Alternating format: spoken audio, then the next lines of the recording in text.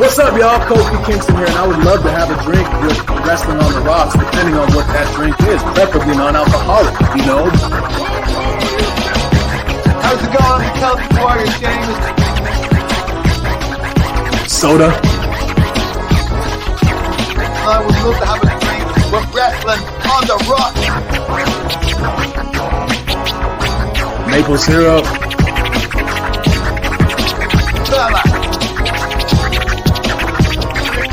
I would never have a drink with Wrestling on the Rocks. Welcome to the dive bar of the IWC. Welcome to Wrestling on the Rocks, episode 1. Again, I am Marv. Hey, what's going on? Hey, we got Bishop with us today. Bishop, how's it going? It's going, man. I've been sick for a couple days. Sure, your old co-host Kev would tell you the kids get sick and then the parents get it worse. So it's one of those things. Dude, and the more kids you have, the more cyclical it becomes. Right. My sister's got 4 kids, and I don't think I've ever seen them not sick. Right. In years. Yeah. 100% of the time for years, it's been like, hey, do you want to come over? Is anybody sick? Yeah. Well, I don't know then. What do you mean? Yeah. Yeah, we're all getting sick. Like, just nonstop. Right. So, right. Yeah. That's how it goes, man. That's how it goes.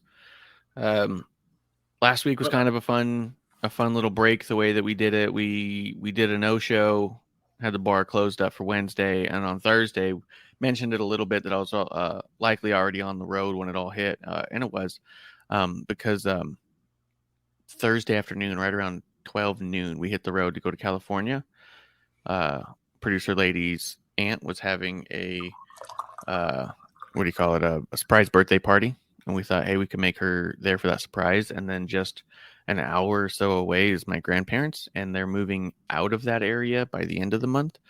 So it seemed like it might have been my last chance to get out there and fulfill my grandfather's wish. He told me right around Thanksgiving time that I asked if he ever smoked cigars.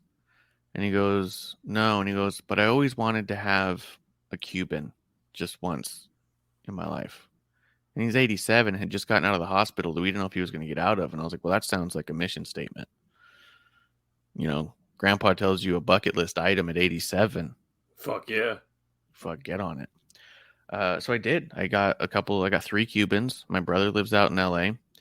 And these are legit. I had a friend who was going to Cabo, who's super knowledgeable in Cubans and can spot a phony mile away. He was like, he's told me so many times about how, you got to look out for this, you got to look out for that. And sometimes the packaging's like this, and when you can tell when they reband to something because of this. And I was like, Jesus, like, this is the dude, right? So, but I was thinking it might be the last chance to do that because my brother lives in LA, and where they're moving, it's going to be very difficult for him to get to. And so I was like, told my brother, I was like, let's do it. So me, my brother, my grandfather sat outside First time he'd be even been outside since the hospital.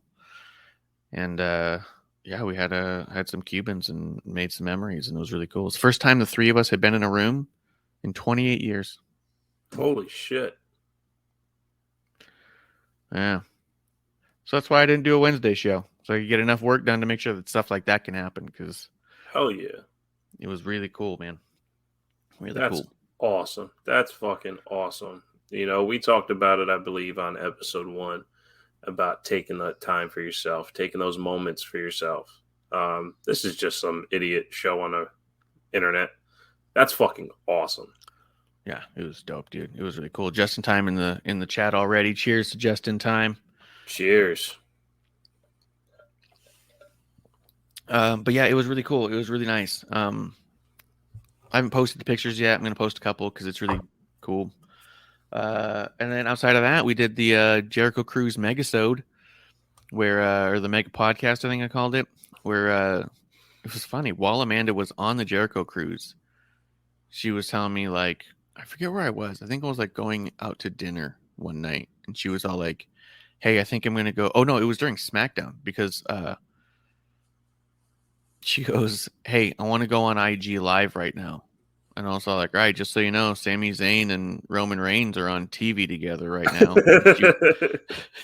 And she goes, "Fuck, of course." And then when SmackDown ended, we were getting ready to go out to dinner, and then she's all like, "All right, I'm going to go live." And I was like, "All right." And then at some point she was like, "Hey, do you want to connect?" Or something, like a whole bunch of stuff. And I was like, "What are you talking about? What's going on? What do you really want?" Because I'm not getting dinner. And she goes, "Oh, forget it."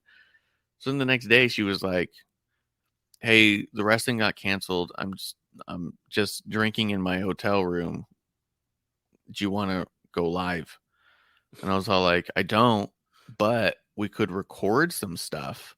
Right. And so we figured it out. We got Zoom to work, so that's why it looks a little bit different and wonky during that period. And she just fucking runs down the first couple days of the cruise, gets too drunk to talk, and so we cut it. and then when she comes back, she kind of wraps it all up, and it kind of made this cool little, like, in the moment. She took a bunch of videos while she was there. Dude, she told me, she's like, "Oh yeah, Sheeta's the greatest. I saw Sheeta at the bar crawl. She's so good. I want to talk to Sheeta again." And I was like, "Cool, sounds like a good time." She recorded it. It was basically an interview. It wasn't like in depth, but she's just on her phone recording, and she starts each one, "Hey, drinking buddies." She goes to it's all for the show, dude. She goes over to Sheeta, and Sheeta comes over, and she's all like, "Hey, Sheeta, this is for my podcast, XYZ." And then, Sheeta goes, "Oh, okay." And so then Amanda just asks her a few questions, and she just answers them and smiles and giggles, and like, that's it. I was like, "You just had an impromptu interview with like Sheeta for the show?" And she was just like, "Okay." So funny, That's dude. awesome. Yeah, Awesome. it was cool. As I was going Amanda's through it better all, at this than we thought. I know, dude. I was like, the amount of times other people has said, like, "Hey, I want to do this for the show," or "I want to," like, I mean, even back in the day with Clump and Kev, it was constantly like, "Oh, I was thinking I could do this for our YouTube and do this," and I kept telling everyone, "Do it.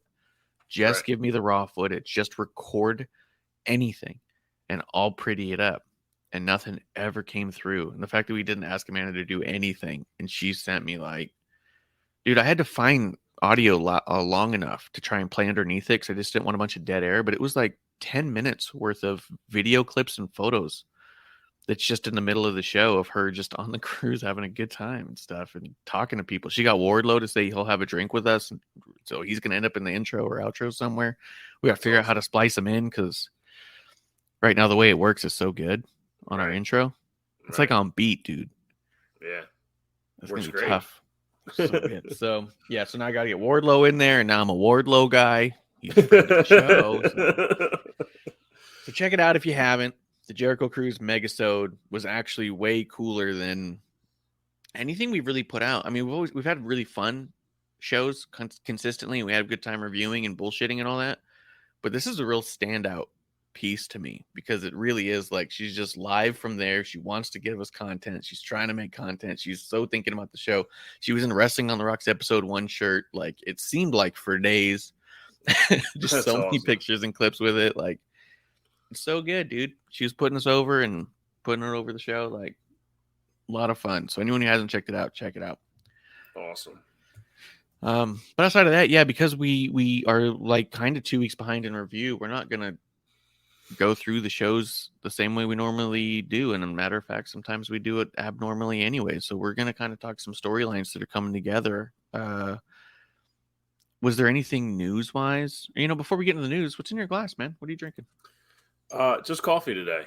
Been under the weather. Alcohol really doesn't mix with sickness too well unless you're trying to drown it all out. So just coffee. Just coffee. Yeah. What's in your glass? Coffee too. I got coffee. It's a big one of coffee though, and I found a little shooter of mezcal that's been sitting around the house I need to get rid of. So I dropped that in there. Just in case I need a refill. I brought the pot downstairs. Oh yeah. Yeah. That's good. There we go. There we go. There it is. So I'm ready. There it is. I'm ready. Justin, I wanted to say it when but you kept going, but Justin threw some shade at Marv, man. Cheers, my friends, and to Marv. Is Marv not his friend? That's a good point. That is some shade. Fucked up shade on Marv. Marv, how do you feel about Justin? How do I feel about Justin? Yeah.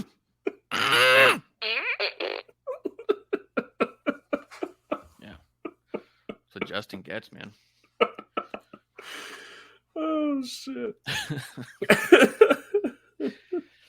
Dude, I even swung by. I was out and about doing stuff yesterday. I even swung by. There's this toy store in the mall that has like teddy bears and clothes for teddy bears. It's not Build-A-Bear because it does all sorts of other things.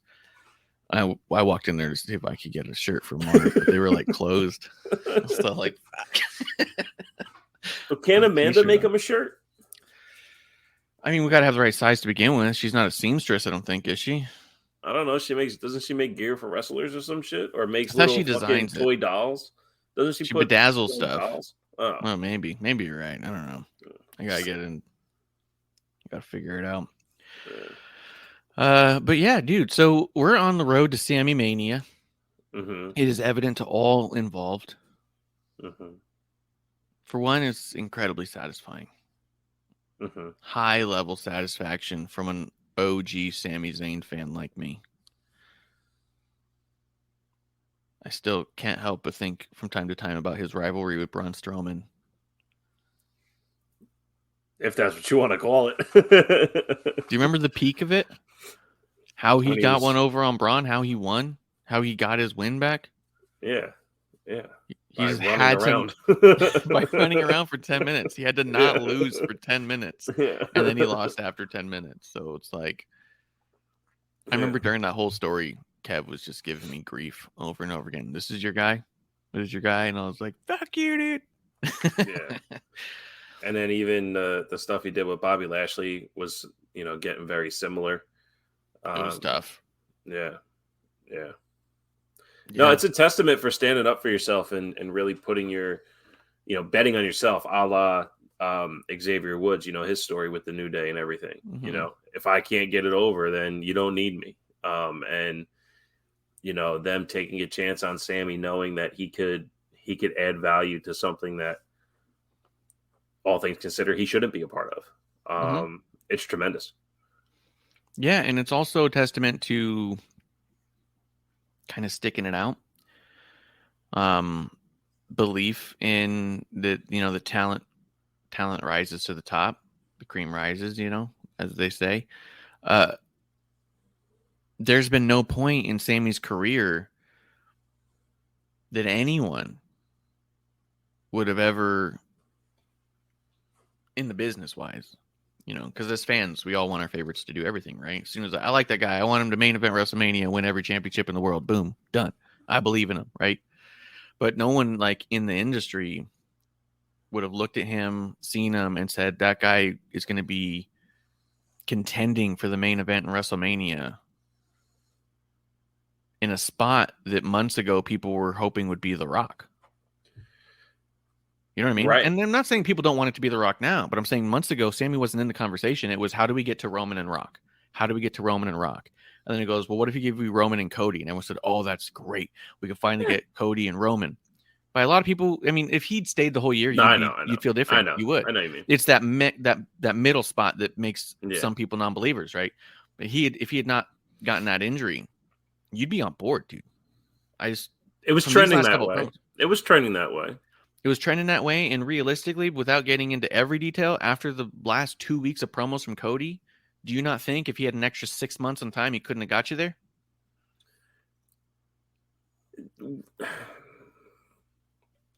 Maybe.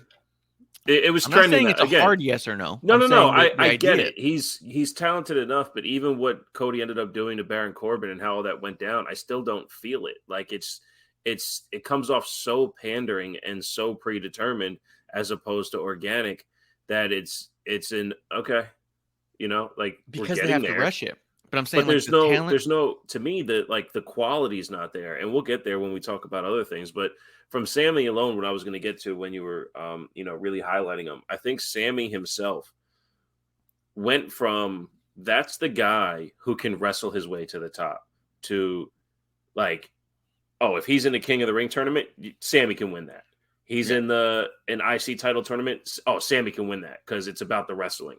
This is a guy who was undeniable in the ring, who now brought himself to undeniable in a story.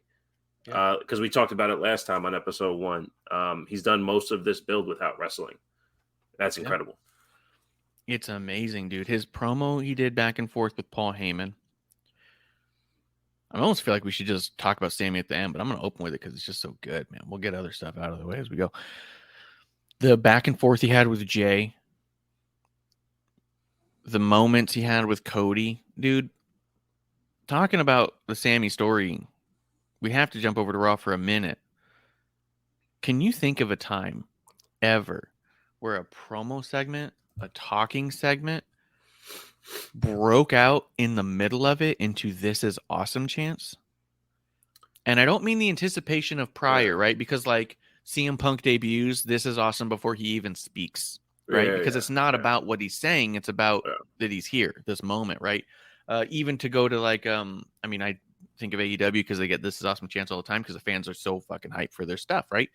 The Kenny and Daniel Bryan moment, you know what I mean? Yeah. They stand there staring at each other for minutes, getting "This is awesome" chants without moving because the anticipation, the moment, doesn't matter what they do afterwards. They just have to not literally break an arm, like just don't fall down. Like you guys they want it that bad, right? This was two people talking in two parallel but seemingly about to collide storylines that broke out into a "This is awesome" chant, not with some debut coming in, not with some other person coming out and saying, oh, we didn't realize we wanted this.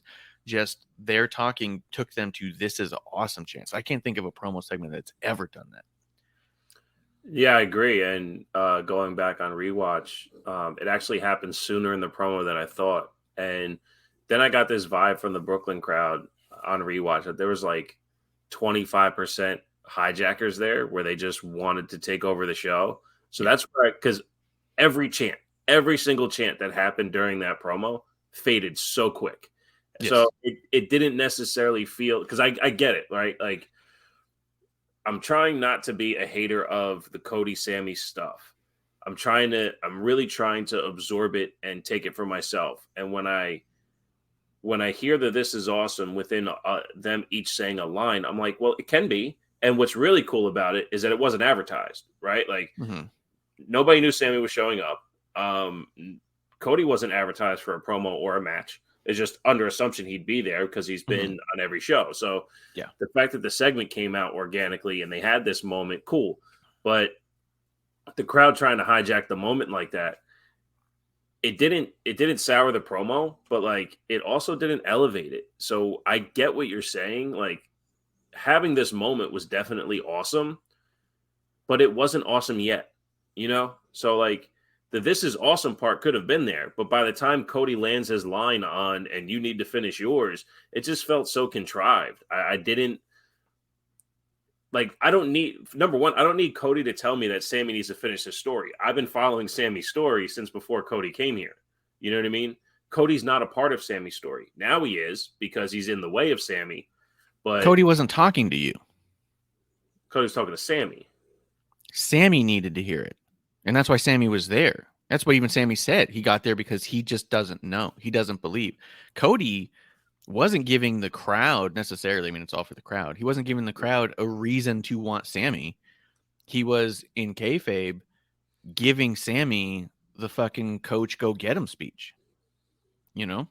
No, I get that. And maybe that's my problem with Cody. Like, what you're basically saying is this is a TV show with a live studio audience, and they are performing they're putting on a performance, and they're not talking to anyone. They're not talking to us at home. They're not talking to us in the crowd. They're performing with each other.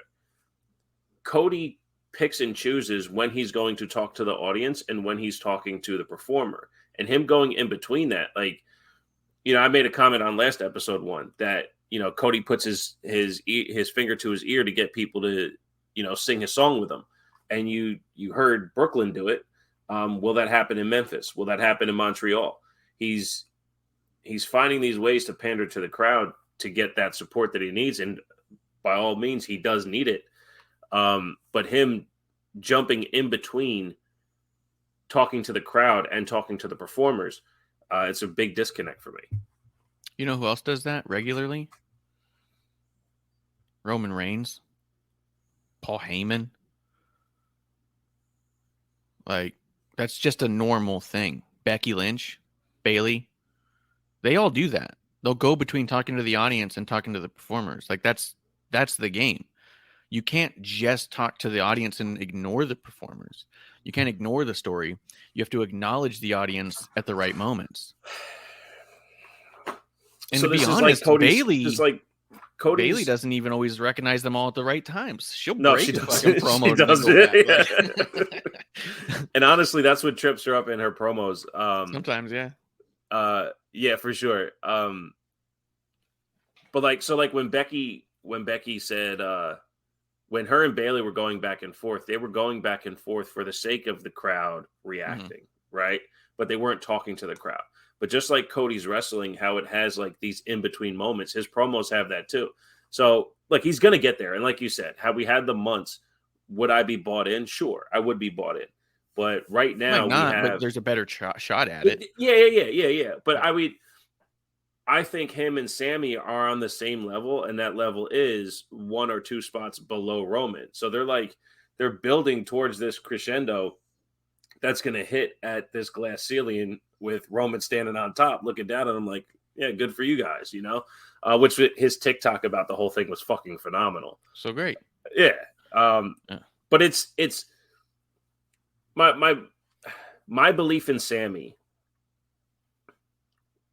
was already what Cody said. I think that's what I was getting at. So, okay. Yeah. And that's what Cody was telling Sami. Right. Because Sami was saying, I don't know if I believe. And Cody was saying, they do. Montreal does. Bishop does at home. You know what I mean? He's saying that he's saying, Sami, you already got them. He was acknowledging that. So was that promo segment on Monday to give Cody the Sami rub? Yeah, I think what it really was I think it was a barometer. Not in Brooklyn, though, because Brooklyn gives you false sense that that's a good idea. Sure. Well, I wouldn't say they give you a false sense that it's a good idea, but they'll definitely shit on a good idea if they just really don't want it. I'll give you that. You know what I mean? I'll give you that. I think they wanted to see is the crowd really split. If you have a hot crowd like a Brooklyn crowd, are they really going to say, let's go Cena sucks? Well, you heard them say it to Sami, right? You can do it. No, you can't. It was very faint. It was very faint. That's why I said the crowd was, it didn't feel natural. It felt like a big mix of hijackers and those who wanted to go along for the ride. But they didn't last, right? Because that was the other thing, was that they didn't last hijacking, and you can't hijack a crowd no matter how bad you want to if you're a small enough group. When I was at SummerSlam, and that's a bit of a reach just because it's such a large place, but I sat right behind a whole crew of people who consistently tried so hard to get AEW chants and AEW style chants and anti-Vince chants going, and no one even like within earshot even picked up on it at all. Like everyone heard it. You saw a ton of people turn around like, fucking what's going on? Doesn't matter if you can't, other people won't if they don't want to.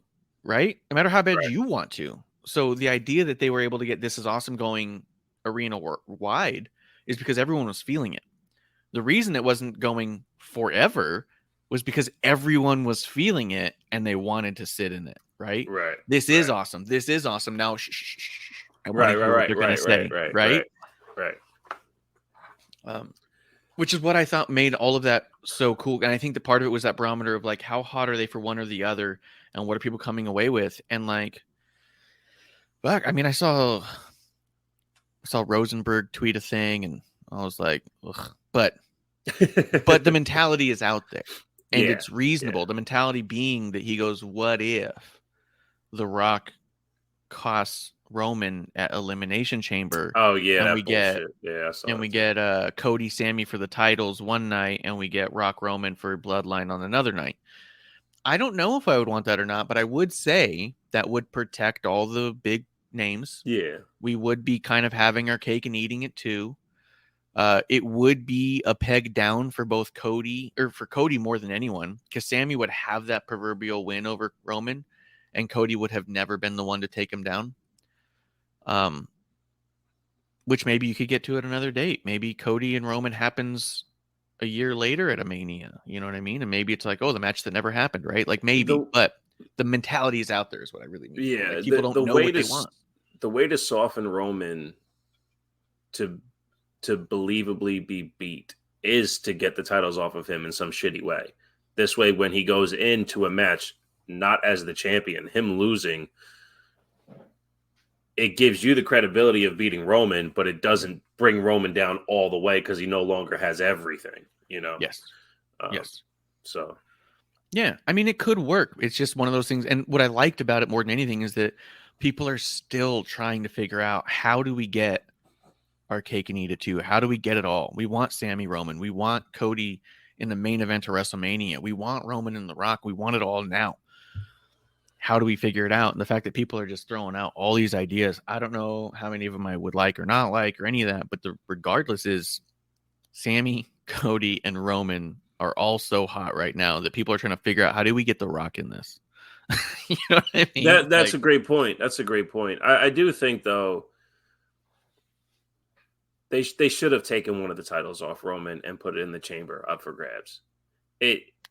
I get where we're going, but doing this with both titles and Roman, it's gonna, to your point that you just said, like, without having some fuckery, there's no way, because you even mentioned this on basically every episode one.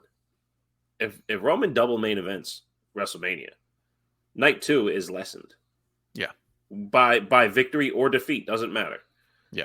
Doesn't matter. Because if Roman wins, whatever happens to Roman, that person's getting a lesser Roman on night 2. So they either lose to a lesser Roman or they defeat a lesser Roman. And that's just, yeah, it's not fair. But no. Justin even says in here, Cody backing Sami does amazing for both of them. It basically has fans backing both of them to be the one to beat Roman in the end. That's what I mean. We've got everyone, no one knows what they want anymore because they want it all. Like, it's crazy. Sami's gotten himself that hot in a world where he used to just say Olay with a mask on his head and jump off ladders, and he was just that goofy dude that everyone said you'd never make it in WWE because you're undersized and you don't talk. And he's talked himself into, how do we get him to beat The Rock? You know what I mean? Yeah, right. Like, I just love this for Sami. This is so great. And Kevin Owens. So let me ask you this, though. To Justin's point, people want to see them go for it, right? Yeah. Sami loses in Montreal. Then what? That's what I mean, dude. That's what makes this pay-per-view coming up, this premium live event, this PLE as we call it in the biz. In wrestling jargon. Yeah, the biz of making up news that's not real. Yeah. That's what I'm talking about.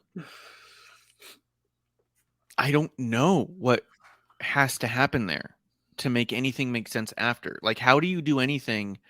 How do you give Sami a loss that feels okay? How do you give him a win that doesn't just confuse you about what Mania is going to look like? Because look, here's the other thing. This could be incredibly telling as a Triple H WrestleMania like site, right? Like, what kind of WrestleMania does Triple H want? Because we know what Vince wants. Vince wants Cyndi Lauper. He wants Aretha Franklin. He wants Johnny Knoxville. Well, he didn't want Johnny Knoxville. Sami convinced him to do Johnny Knoxville. He didn't want it. And it was one of those things, Sami, you better not fuck this up, because this is it. If this doesn't work, I'm fucking done listening to you and your stupid ideas. How awesome was that match? Oh my God. It was I remember watching it and going, because I mean, I've even had my run of Jackass. I'm like, I'm kind of over it. Like, it's just, oh yeah. I mean, I watched never it from the super into inception. Yeah. But I like the first two. When it's funny, right? Yes. So when the match happens, I'm like, okay, let's see. It was just the greatest time ever. It was just so much fucking fun. So anyway, fucking fun, dude. And you have Sami to talk every time you say the Jackass match. You have to just talk about it and realize how much fun it was. Yeah, and Sami was so good at putting that all together, because fucking nobody was in on that but Sami. And to be honest, I don't know who produced it, but my guess would have been Hurricane. Right. You know what I mean? And I don't mean that in a dig. I just mean that as the concept of Knoxville versus Sami would be such a volatile, this could be the worst match of the fucking weekend. This could be a disaster. Who wants their hands on it necessarily? But I could see a Shane Helms saying, this sounds like a lot of fun that we could make really cool, and I want my hands on it. You know what I mean? Yeah. But I don't know, and I'm assuming a lot of stuff, and I'm not back there, and I'm not trying to talk down on anybody. I think they're all amazing. But Sami goes from that to I don't know if Sami versus Cody. I mean, can you imagine Sami walking in with both titles to Mania to begin with? I mean, that already seems like ridiculous. That seems like 2K22 stuff. Right. When I get the 2K games, the first thing I do, I go in, because you can adjust stats. I go in and I max out Sami and Bailey, and I start going through the games as them. I do it all the time. I've always done it. They're both like 99 in all my games, and so it's That's like funny. fuck yeah, because I just overpower them because those are my dudes. Yeah. But just this the mental gymnastics we have to do to imagine Sami at headlining this thing isn't a knock on him. I'm not saying he doesn't belong or deserve it. I'm saying he absolutely does. And that's what makes us exciting, is we're all kind of wrapping our heads around, like, can you imagine how good we feel? What I'm saying is, we know Vince, how he books. He's booking The Rock versus Roman with a guest referee of a Stone Cold. You know what I mean? Right. Pageantry. Yes. Yeah. Ring announcer. Some fucking Foley, no, not even Foley, like some sort of like The Weeknd or fucking Rihanna or some shit. You know what I mean? Gotcha. Like he wants. How much star power can we put in this? Where it's all like, hey, Rihanna's going to be there announcing a match. That sounds cool. You know what I mean? Right. That's a Vince booking of Mania. We've seen it time and time again. It's how we ended up with The Rock, or not with The Rock, with Stone Cold versus Kevin Owens to begin with. It's how we ended up with Vince versus Pat McAfee. Like fuck. Unsanctioned. Triple H. Unsanctioned match. Unsanctioned, sure. Yeah. Pat McAfee's undefeated at WrestleMania in sanctioned matches. In sanctioned matches. But on the flip, is Triple H going to be a much more hardcore wrestling fan friendly and teaching the rest of the audience, the casual audiences, that's okay? Like, he's going to have both, right? Like, if he wants to, the way he's been doing stuff. Do you I want to know, is Triple H going to be the guy to say, Cody Rhodes, Sami Zayn, marquee, end of the night, night one, and then his compromise is Rock Roman night two, right? Because you could make that happen, right? Is he going to say that Sami and Cody can main event the Mania?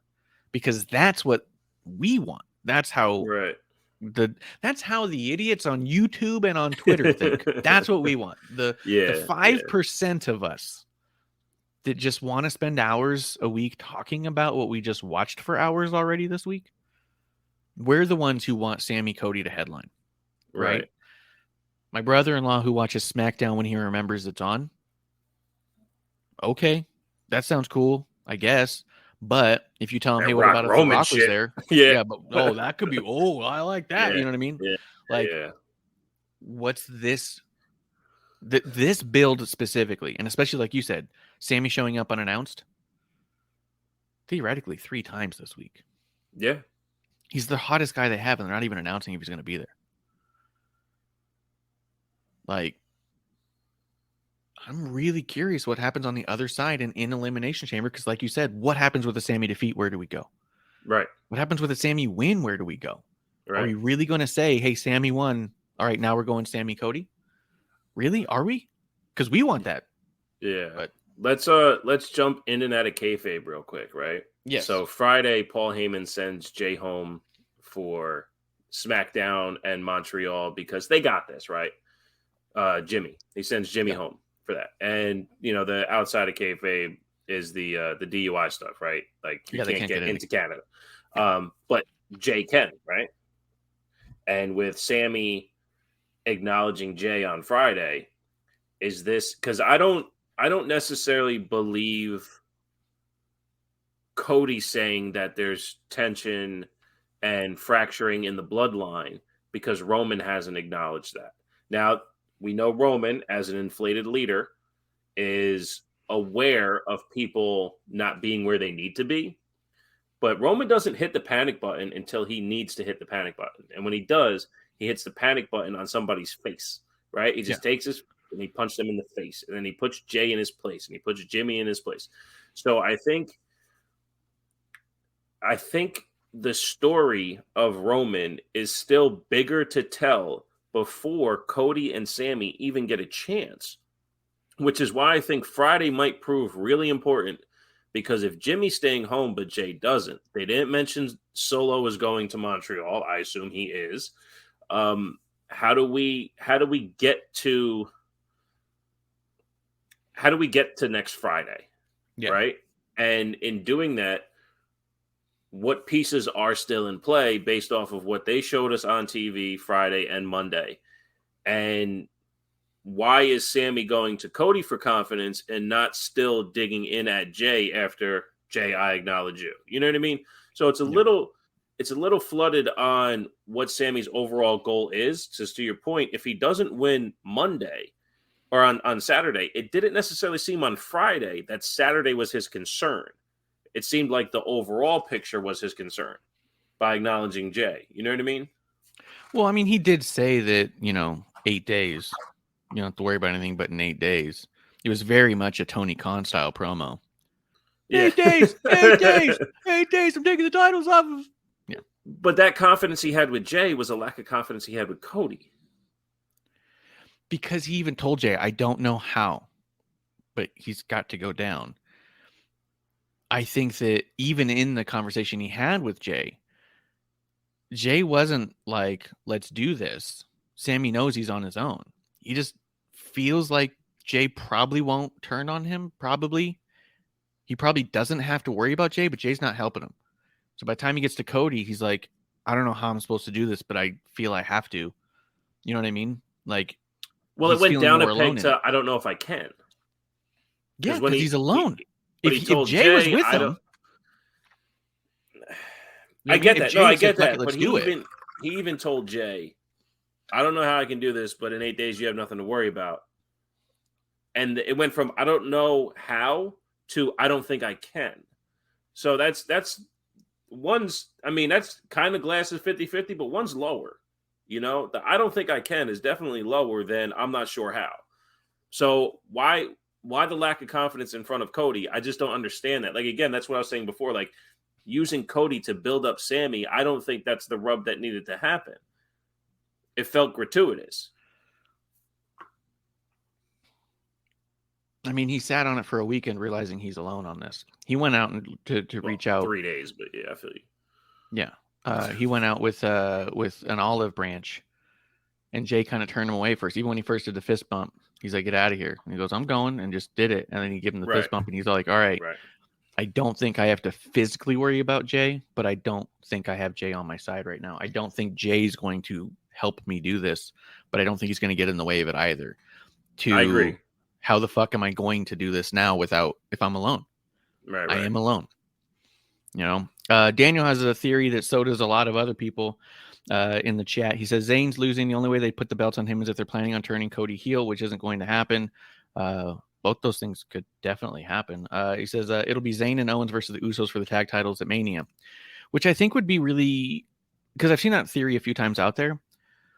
It'd be a massive step down. How do you get someone who's so hot that the crowd's trying to figure out how we squeeze The Rock into his story to, we can run back what we did at fucking like Battlegrounds 2016. Like we can just run that back.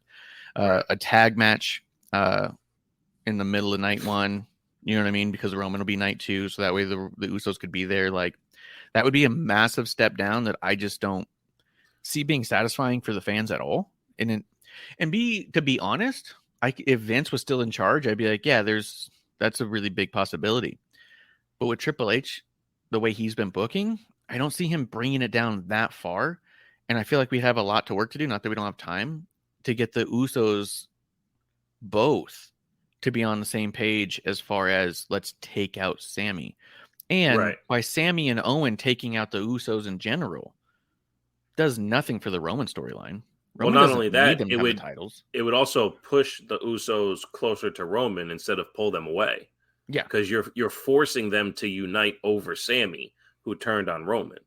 And if you're going to force them to unite over Sami, it pushes them closer to Roman, even if Jay doesn't want to. So I don't necessarily buy that theory. And also with the Cody turning heel thing, quote, it's not going to happen. If this was the Vince timeline, he loves to have heel versus face, right? Yeah.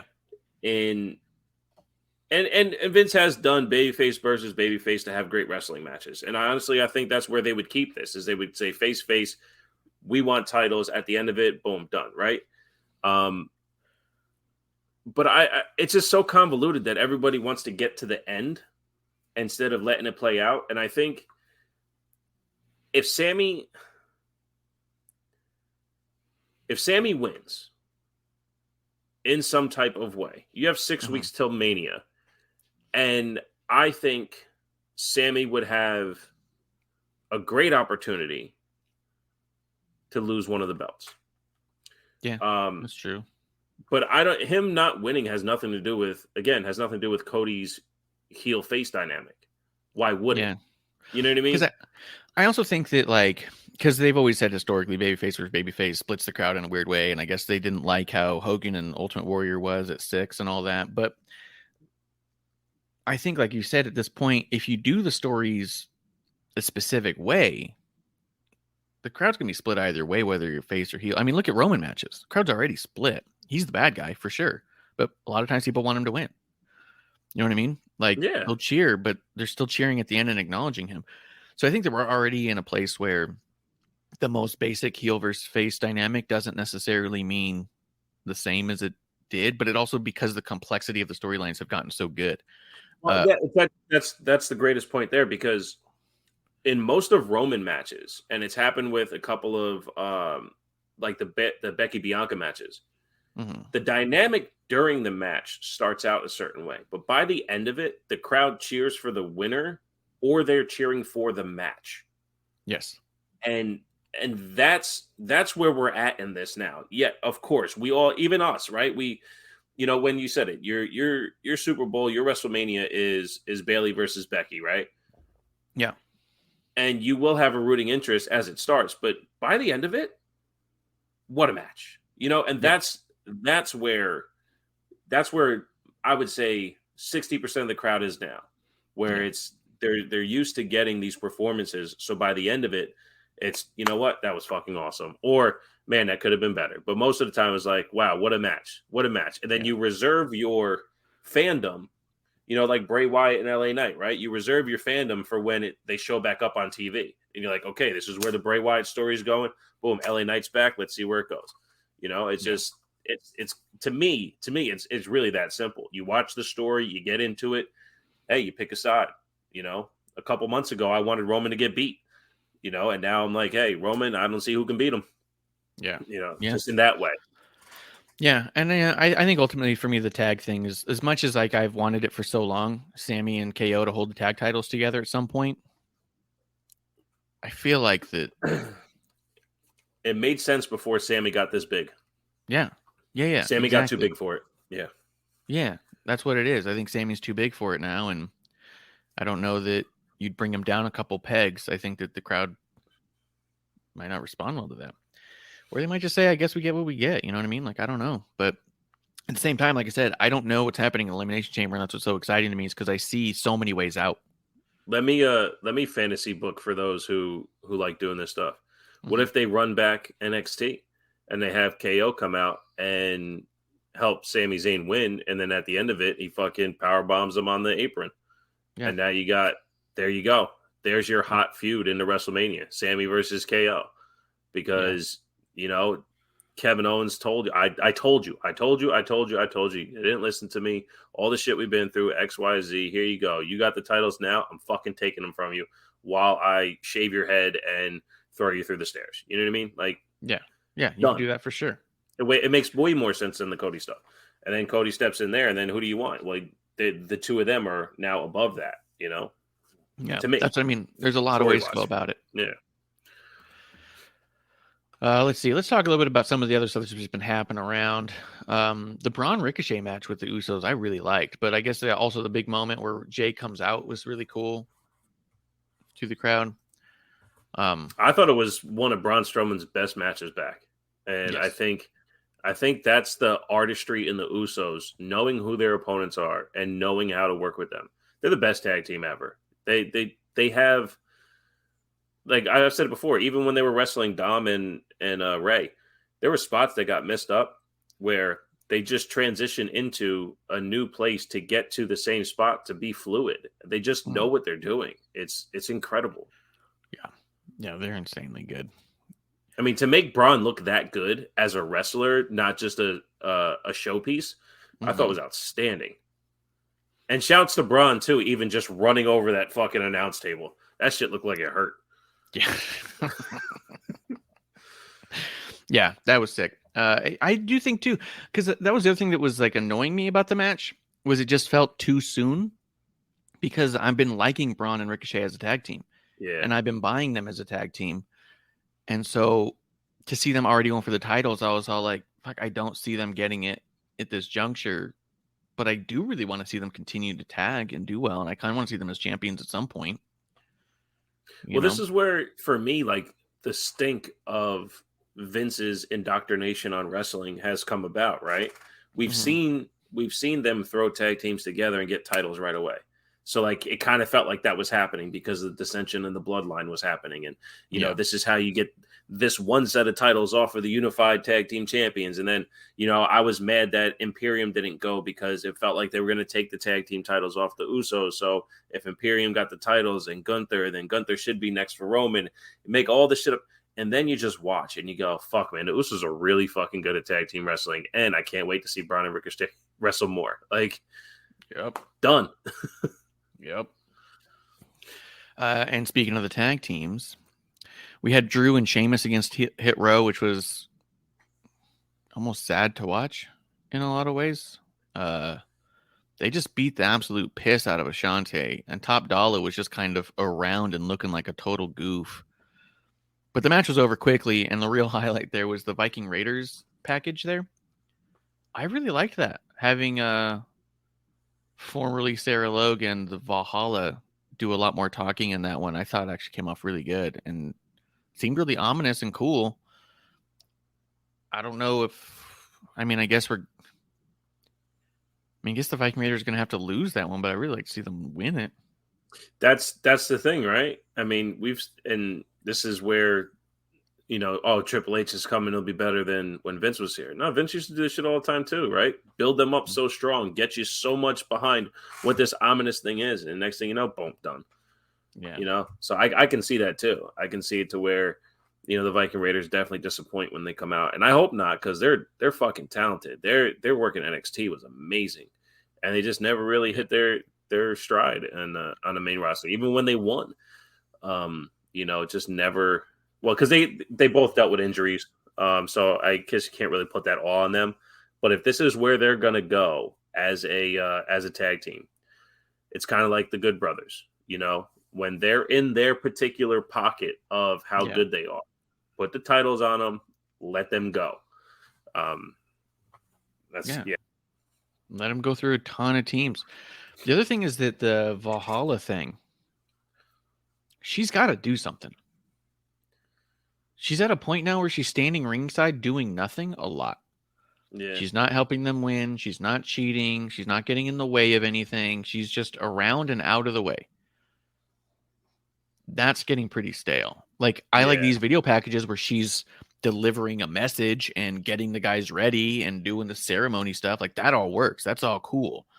But then we get her to come out with them and then stand ringside and off to the side. It's like, why isn't she cheating for them behind the ref's back or something? Like, yeah, and it's a little bit different because we know her as a solid wrestler, as opposed to, I mean, I know Scarlett's done something on the indies, and Lana even got in the ring and did some things, and Summer Rae, but like, there's a big difference.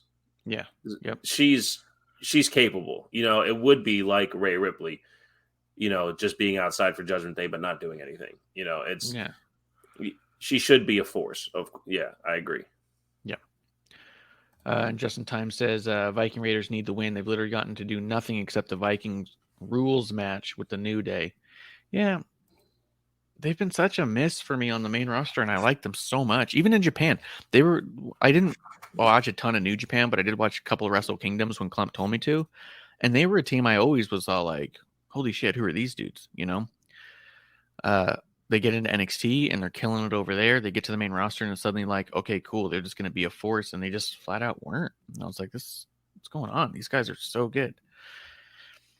But I don't know. Speaking of big misses, dude, the crowd does not give a shit about Lacey Evans. I think they fucked that up because this is finally how we need to see her. This is finally everything she should have always been. And the crowd's just checked out. Well, tell me why she's a heel. Because she's military. Be a military. No, it's that's what I mean. Like, stand up and salute me. Like, why? Like, I get that, but like, she could also play it babyface where she's not, oh my God, I was a Marine. Like, you know what I mean? Like, there's an in between here where the real person can show us something. Even if the real person shows us that she's an asshole, but she's not. She's only an asshole to her character. Stand up and salute me. Okay, you dick. Like, it's not, you're not doing anything. You're just she's just egotistical. Yeah. And she's the same.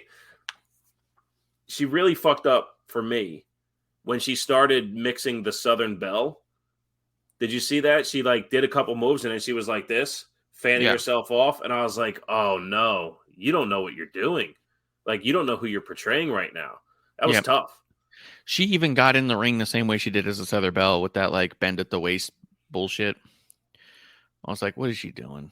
Like, she doesn't need to do that either. I don't mind her still referring to people as nasty. I think that's fine because as the Marine thing, it's like a flip on the whole maggot thing from Surgeon Slaughter. If she called everyone nasty, it's because they're less than her. Cool, that would work. But she even did it a little bit different where she was yelling at somebody there at the audience. She said she was about to say nasties, you could tell, and then because she like slurred the end of it and turned it into nasty things or something like that. She's like, you nasty things. Like, she was having a tough time with it. And it's a bummer, dude, because if they started her like this, she would be so further along at this. And now it's like they're putting her here and we're all watching her struggle with it. So you know how Raquel is a babyface, right? Oh my God. Yeah. But why? But she's also not overdoing it. Like, yes, the walk to the ring, sure. The pose in the ring, sure. Nothing else except just wrestle. So she's not like hanging herself out to dry as the babyface. You're leaving room to execute something to bring you in, which the promos leading up to the broken arm stuff and all that, like, okay, didn't work, but let's leave it flat. With Lacey, they don't leave anything flat. They want her to go out and move the crowd one way or another, and every time she tries, it doesn't work. Something has to come across organic with her, and we've talked about her a bunch. Her ability to promo when executed well is awesome. Her ability to wrestle when executed well is awesome. Her character work when executed well is awesome. Her ability to do all that together is not awesome. Yeah, she's got so much potential on every front except the actual execution of it all. You know what I mean? Like you see these glimpses of like, oh, this is great. She can tap into that, and then she just fucking doesn't. I wonder if she's starting to get to a point because her in-ring's gotten worse. I wonder if she's starting to get to a point where she's getting real nervous about the fact that it's been doing it this long and not been able to make it click. You know what I mean? And I wonder if that's starting to come across. Justin Time even says Lacey Evans is the literal definition of flop. No character she's had has gotten over. Her Southern Belle got close to over, but yeah. It's when they took the Southern Belle and they added extended promos. Her promo with in character, you nasties, all that stuff, or telling people that they're not worth her time. You know, those 1, 2, 3 sentences, perfect, absolutely perfect. It landed, and then she'd go out and wrestle. You know, kind of like I'm saying about the Raquel stuff. Like, no, Raquel right now isn't perfect, but her as a heel is too much of a monster. Like Braun Strowman. Braun Strowman has to be a monster. It wears on you way too quick because there's not many people he can keep beating up. This babyface run, it's fine. He's also not promoing to get you to take away from how bad it would be. You know what I mean? Yeah. So with Lacey, it's not. I don't know what it is. I get Justin's point because nothing's stuck. You know, like she's not going to get even to a point where you want to see her as tag champ. But I don't know, man. It sucks. It sucks because, like you said, the potential, and I think that's what I was going to get at. I think she's becoming aware that it's not clicking, and because she's aware that it's not clicking, it's affecting her. Yes. Yep. Because when she came out, here's the other deal too. She comes out, she stand up, salute me. It makes me laugh because it's so good. It's such a good asshole thing to do. Walk out there and just look around. Everyone's like not standing up. What's the matter with you? Stand up and salute me. Just the way she does it. I'm like, great, that's perfect. But then you see no reaction and no movement and nothing. And then I think that hits her where she's all like, fuck. Because she's not really looking for the crowd to stand up. No, they want the crowd. Yeah, she's looking for the crowd to just roll their eyes and start booing her. But they're not doing that either. They go, oh yeah, here's what she tells us to stand up. And I think that's affecting her by the time she gets to the ring. She's like, well, fuck. Which is also fucking funny in a sense that like this is finally the character she probably should have always been. I'm trying to remember when she debuted, but it had to be 2018 because she was in the 2019 Rumble early on. It was her first Rumble, her and Nattie. And so it's not like she debuted at the Rumble. So it would have had been on the main roster then. And I remember when she came out and debuted and did the thing that producer lady was so pissed and didn't like her, and she's a Marine. I should like all this. And I was like, yeah. It's all messy right now because in 5 years, she's going to be impeccable. Like you're going to see in 5 years, she's going to have the character that she should have had all along, and we're going to be doing it. She's going to be on her way. And I kept telling her that don't look at her, what she's doing now. Just know that what we're watching her grow into is in 5 years, it's going to be a force. And she's had so many start stops that we're 5 years in now. She is the character she should have been, and it's flopping because she's had so many start stops and it's not working. Oh, and this time too, the character verbiage makes sense with the character costume, right? Yes. Yep. Remember when she was playing the victim, but came out dressed like the slutty mom? Yep. You know, like there's always something that's off. But when she did the headstand Bronco Buster, like it brought me right back to the Mae Young Classic when I saw that move for the first time. I'm like, man, she is more athletic than anyone else in the women's division because her size too, right? She's too muscularly thick to do stuff like that. You would think, right? So it sucks, man. It sucks. Yeah. She should be better than this. Yeah. Let's see. I didn't really care about the Charlotte sit-down thing at all. Nattie had a promo, which I love Nattie so much, man, but she overthinks it sometimes too, and you can tell. Like, she just was kind of talking a little flat, trying to hit all of her marks, and I wish she would, like, get, like, an acting coach or something, because I think she's nailing all the stuff, just the emotion is kind of all over the place. You know what I mean? Just the balance is missing. Yeah, I think she should tee up everyone else more often and feed off of what they have to say. So she does feed off really well. So she can mix the emotions better, you know? Yeah. Because that's what I thought true. too. I was like, she's kind of one noting right now, and it sounds like she's carrying too much of it. Because Liv's awesome, you know. So yeah, and when she has the back and forth backstage, she's usually really good at emoting at the right times and all that. And maybe that's what it is. It's just the stand up by yourself things have just maybe she's a little nervous about being on her own out there. I don't know. But I'm happy to see her back. I'm happy to see her wrestling again. I think it's great. She's now in some sort of feud with Ronda and Baszler, which I think is a good team. We've said for a while they should just do some tag stuff, but I don't know if teaming her with Shotzi's the move. It's not. You know? It's not. So this feels like it's a mechanism to get Ronda and Shayna into the tag title picture and to get Shotzi some reps in. I agree. That's exactly what I was thinking. If this is the chance to get Shotzi to slow down, learn, cool. You know, because her work with Ronda was not good. It was honestly like I think we both came on here on episode 1 and we're just kind of trying to be nice and sympathetic to what was going on. You know. Yeah. So we'll see where this goes. Oh, just in time confirmed. Lacey's main roster debut was 2018. Yep. Let's see. Liv Morgan and Raquel Rodriguez against Sonya and Chelsea. So I guess, right, wasn't... They said welcome to SmackDown. Oh, to Chelsea. That's who it was. I was trying to remember why they screamed welcome to SmackDown to somebody. I was like, they're all SmackDown people. Chelsea's been on both. So, this was fine. I don't know, man. I don't know what I guess maybe we're trying to build some women's tag teams so that at Mania they can have a fatal 4-way. I'm okay with that. I do feel like it's a lot of exposure to the women. The way they built the Elimination Chamber and kind of how they're structuring the shows. They're giving a lot of women short segments just so you see them, hear them, and can see what's going on. Yeah. Chelsea's so good at the character work. I was going to ask you that. What are your thoughts on Chelsea since she's been back? Backstage, she's got that character locked in. That is great. In ring, you wouldn't know she's been wrestling as long as she has.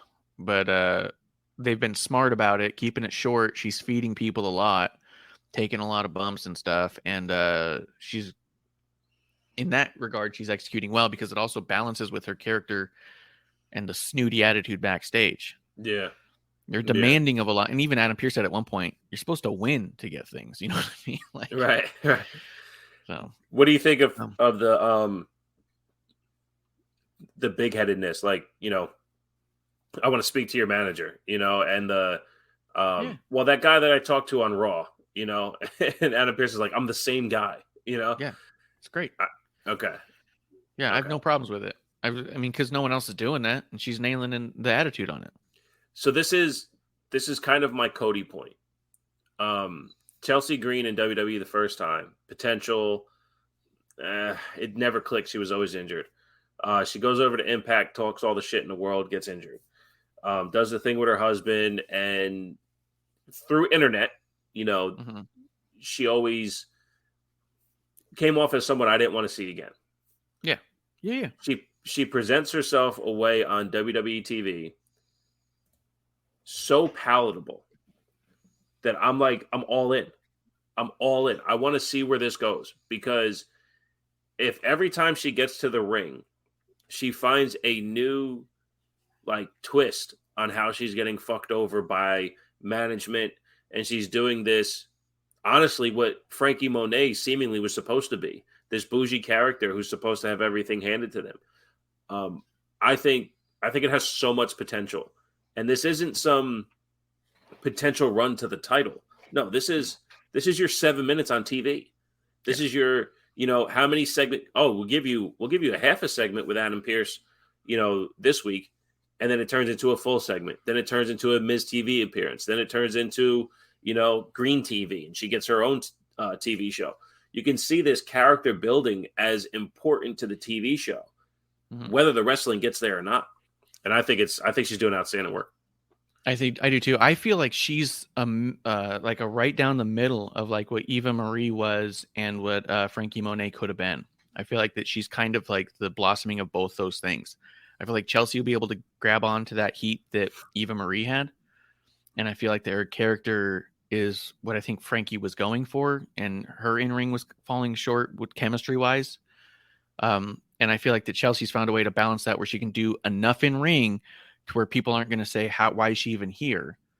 Because that was what people would say about Eva Marie. She just wasn't that good in ring. But she's also not, like you said, she's not going to likely end up with this character in this moment WrestleMania main event with Becky Lynch and Bayley and Sasha,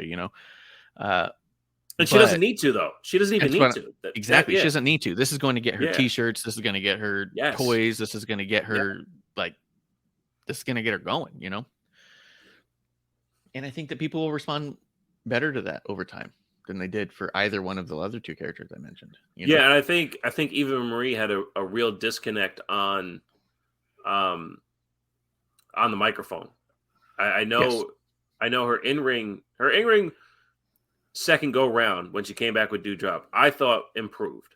I thought she was getting better. And it really felt like she was there, like there, way I say that, like there for us, you know what I mean? I don't know if she's necessarily there for us, but I felt like she was all in.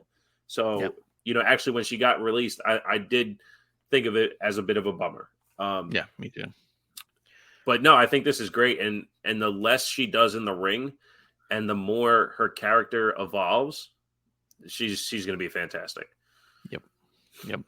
Let's wrap up SmackDown. Just mentioning the Fatal 4-Way. I was really surprised that Madcap won, but at the same time, I wasn't too shocked because I was trying to think, like, you had Madcap, Ray, Cross, and Santos in there. And in my mind, I was like, man, we've seen Ray and Gunther, and it was amazing. We haven't got to Santos or Cross and Gunther yet, but those two dudes are on such a rise right now that I don't want them to be derailed by a Gunther loss. So Madcap felt like the person who you'd think would take the pinfall here, but really was built to take the pinfall later. It just keeps Gunther rolling. And maybe we get to like a Santos and Gunther at Mania type of a deal, And maybe you have Ray and Cross in their own other one-on-one. You know what I mean? Like, I feel like this ended up, as soon as he won, I was like, wow, I didn't see that coming. I was like, well, I guess that's really safe though. Yeah. And if they wanted to surprise people and really push Madcap, if he got the win over Gunther, that would be huge for him. Yeah, I think this is a good chance to. Well, we already seen like a bit of a repackage, right? Because even commentary was talking about how adding new outfit, new tight combinations could really give a wrestler the boost and all that stuff. Yep. So they are positioning him in a bit of a different light. I also think that this is an important match for Gunther. Yes. That if he can kind of hone in what Madcap does in the ring, because he's like Mojo, guy doesn't fucking stop. That motor's on 100. If he can kind of hone in the wrestling style, and Madcap is a phenomenal wrestler. He can do everything. Does it all always look like it's happening out? You know what I'm saying? Like he's kind of erratic that way. If he can tighten it up and have a great match with Gunther, I think that'll show a lot. And kind of like Shotzi working with Nattie under that learning tree real quick. If he can have a good, what do you think? Maybe like 13 to 17 minutes with the two of these guys, because if he can last even 10 minutes with Gunther, it'll be a good showing. Right. If Gunther just doesn't steamroll him, then they could both be on their way. Which he's too big, too explosive to get steamrolled, you would think, right? You would hope. Or he's too explosive. Or he's so explosive he blows up in his face right away and Gunther takes advantage and boom, boom, boom, right? One of the big takeaways from this, too, that I thought was crazy, because I had mentioned I wasn't jumping up and down when Emma made her return. It was fine. I think she's fine. But I've never seen her do anything that was like impressive, and I don't know how she fit back in this thing. She had two segments here. She had a backstage segment. She came out with Moss, and she was ringside. And in all that time, they referred to her as a valet at one point. They referred to her as Madcap's girlfriend at another point. They referred to her as a cheerleader at another point, but they never once referred to her as an in-ring competitor. Mm-hmm. They never even said, like, oh, how nice of her to give him new gear. When I got new gear from time to time, it would step up my thing. They never said, like, Emma gets it. She knows that sometimes it takes a new look. You know what I mean? That, like, she parallel her as a performer. Yeah.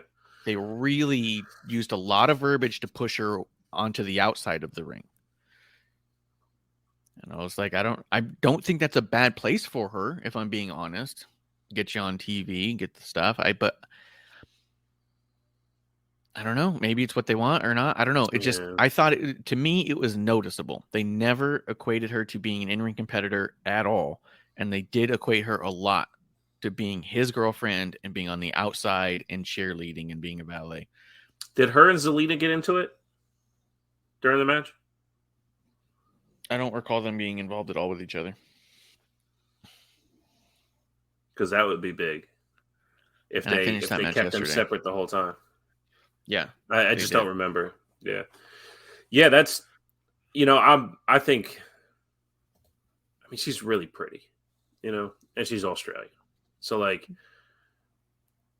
And I had an affinity for the character when I first got back into wrestling. I'm like, this could be something. That whole secret agent vibe before it went to the in the tub Emelina stuff that turned into nothing, which is fucking hysterical.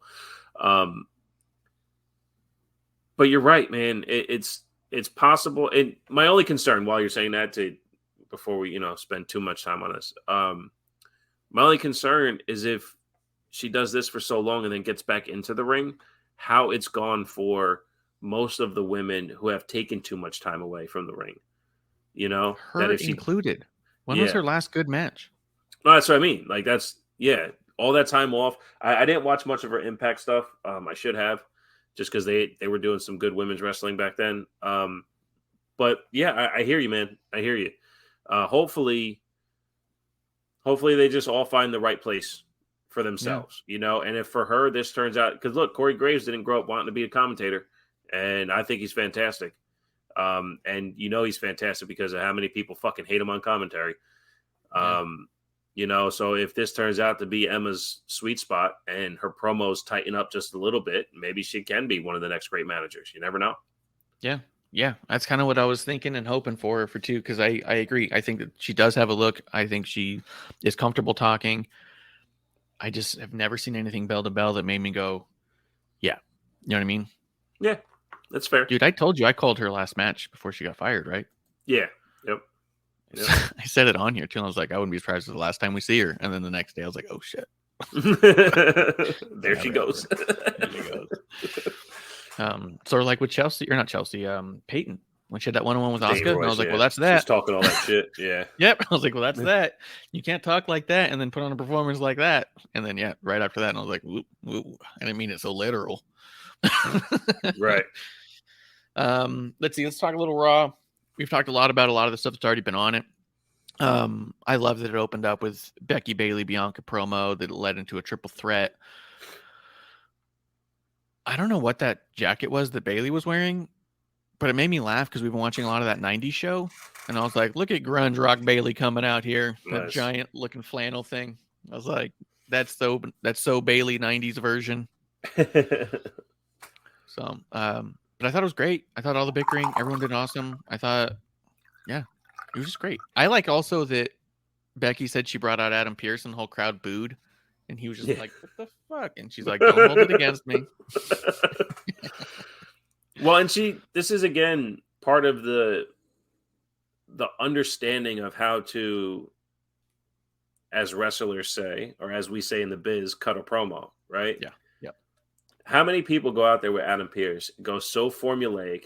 Adam Pearce, even when Adam Pearce has a bad promo, not just McIntyre, but when he has a bad promo and he looks lost, like I felt she teed him up perfectly. I felt like that was like the most comfortable Adam Pearce has looked out in the ring. It's great. Becky's just awesome.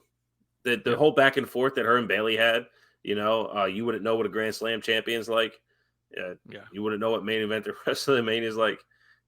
Talking about defending both belts. And she's like, bitch, I won them both at WrestleMania at the same time. Like, it's perfect. And it didn't, honestly, it didn't come off pre-planned. No. These are our digs. And this is where we're going to put them at. Yeah. And it's so good. And it didn't devalue each other in the whole thing. It's I did this. Well, I did this. It wasn't like you couldn't do this. You couldn't do that. Like, right. It was so good, dude. So good. Let's see. Bianca's close. And I thought Bianca's performance there was close. She still has a way of keeping too strong to who she was before champion, where the lack of confidence in, like, she still wants to prove to you, where you guys need to prove it to me, you know? Yep. Yeah. Dude, she's getting so jacked too. Yeah. Dude, during the match, seeing her arms, like when she was like trying to get, I think she was on the top rope and I think she was grabbing Becky for something. And so she's like trying to grab her. And so she's like inadvertently like flexing her shoulders and stuff. Right. I was like, good Lord, she's jacked. Yeah. I don't know if she's going for another competition or not, but fuck, she's a beast. Yeah. And graceful with it all too. No, absolutely. She doesn't lose any athleticism, you know, just like Ricochet has said about Ospreay. Like, you know, Ospreay talked about he lost the athleticism while building, and Ricochet looks amazing too.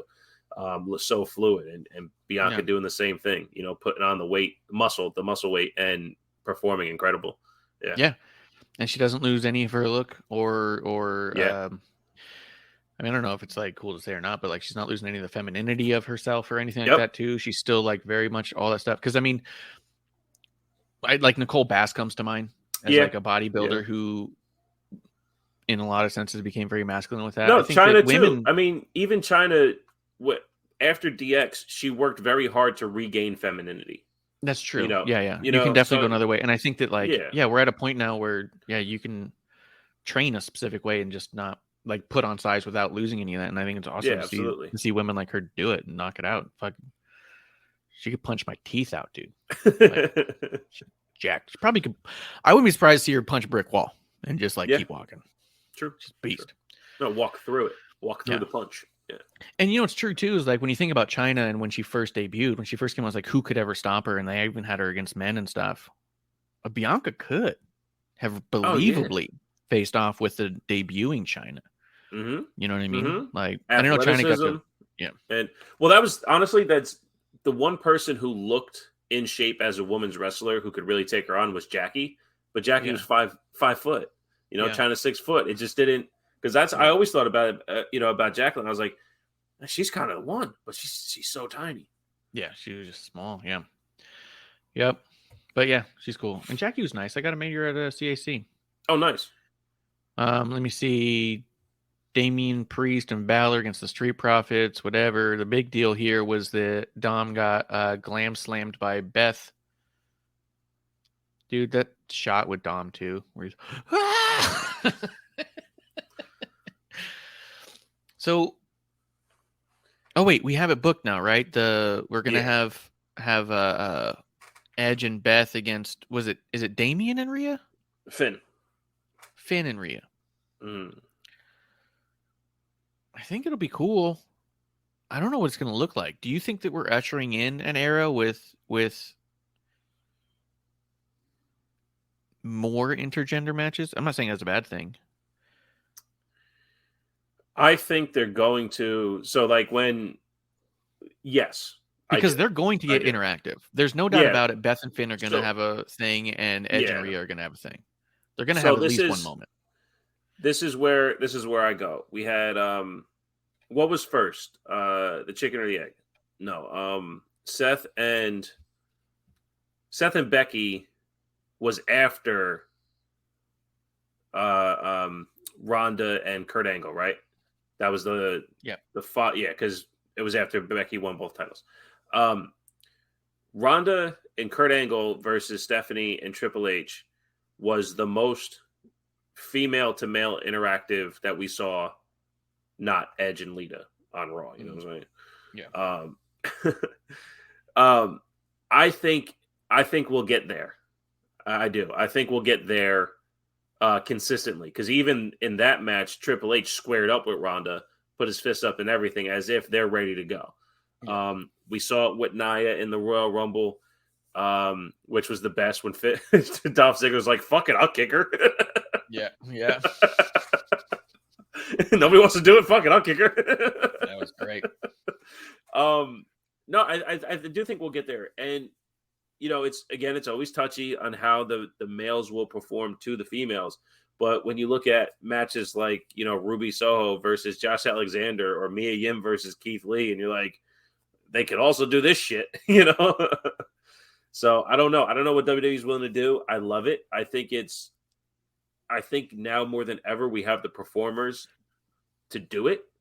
But Bubba used to put little ladies through tables all the time.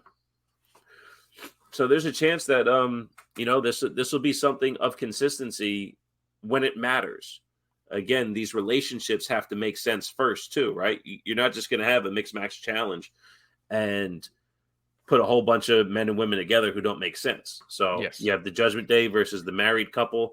I'm sure Seth and Becky will end up doing it again. I don't think it'll ever get to a mixed tag titles and none of that. I just know that at least what we have now, I think is really cool. And they're not shying away from it. And they're doing it, respectfully is the wrong word, but they're doing it without making us look stupid as fans.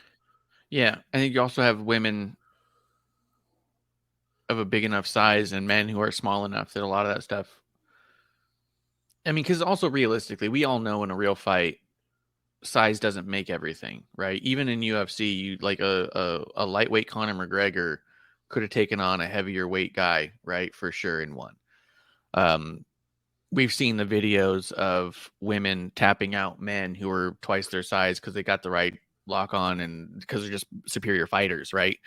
So we know that there is a very real sense of if you're a good fighter, size isn't the big issue. But at the same time, no matter how good Sasha Banks is, she's not going to probably choke out Brock Lesnar. You know what I mean? Right. Of equal training, right? So that to say the women are big enough and looking good enough and skilled enough that it's really easy to get lost in those moments too, with like the Finn Balor's and the Doms and like it's really easy to go like, oh yeah, I wouldn't want Rhea to spear me, like right. You know what I mean? Which I mean, that's all what it comes down to, right? Is the ability to not question it or second guess it. Like if you had a Sasha Brock, you'd go, really? You know what I mean? No matter how good Sasha is or Shayna, even if you had Ronda Brock, you'd go, maybe.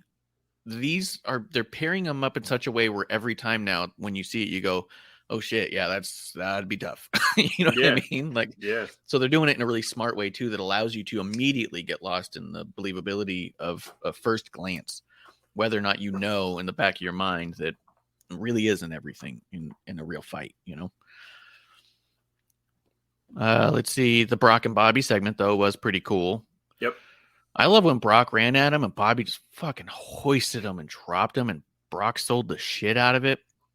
I thought about this years ago. When's the last time Brock has even took a back body drop, right?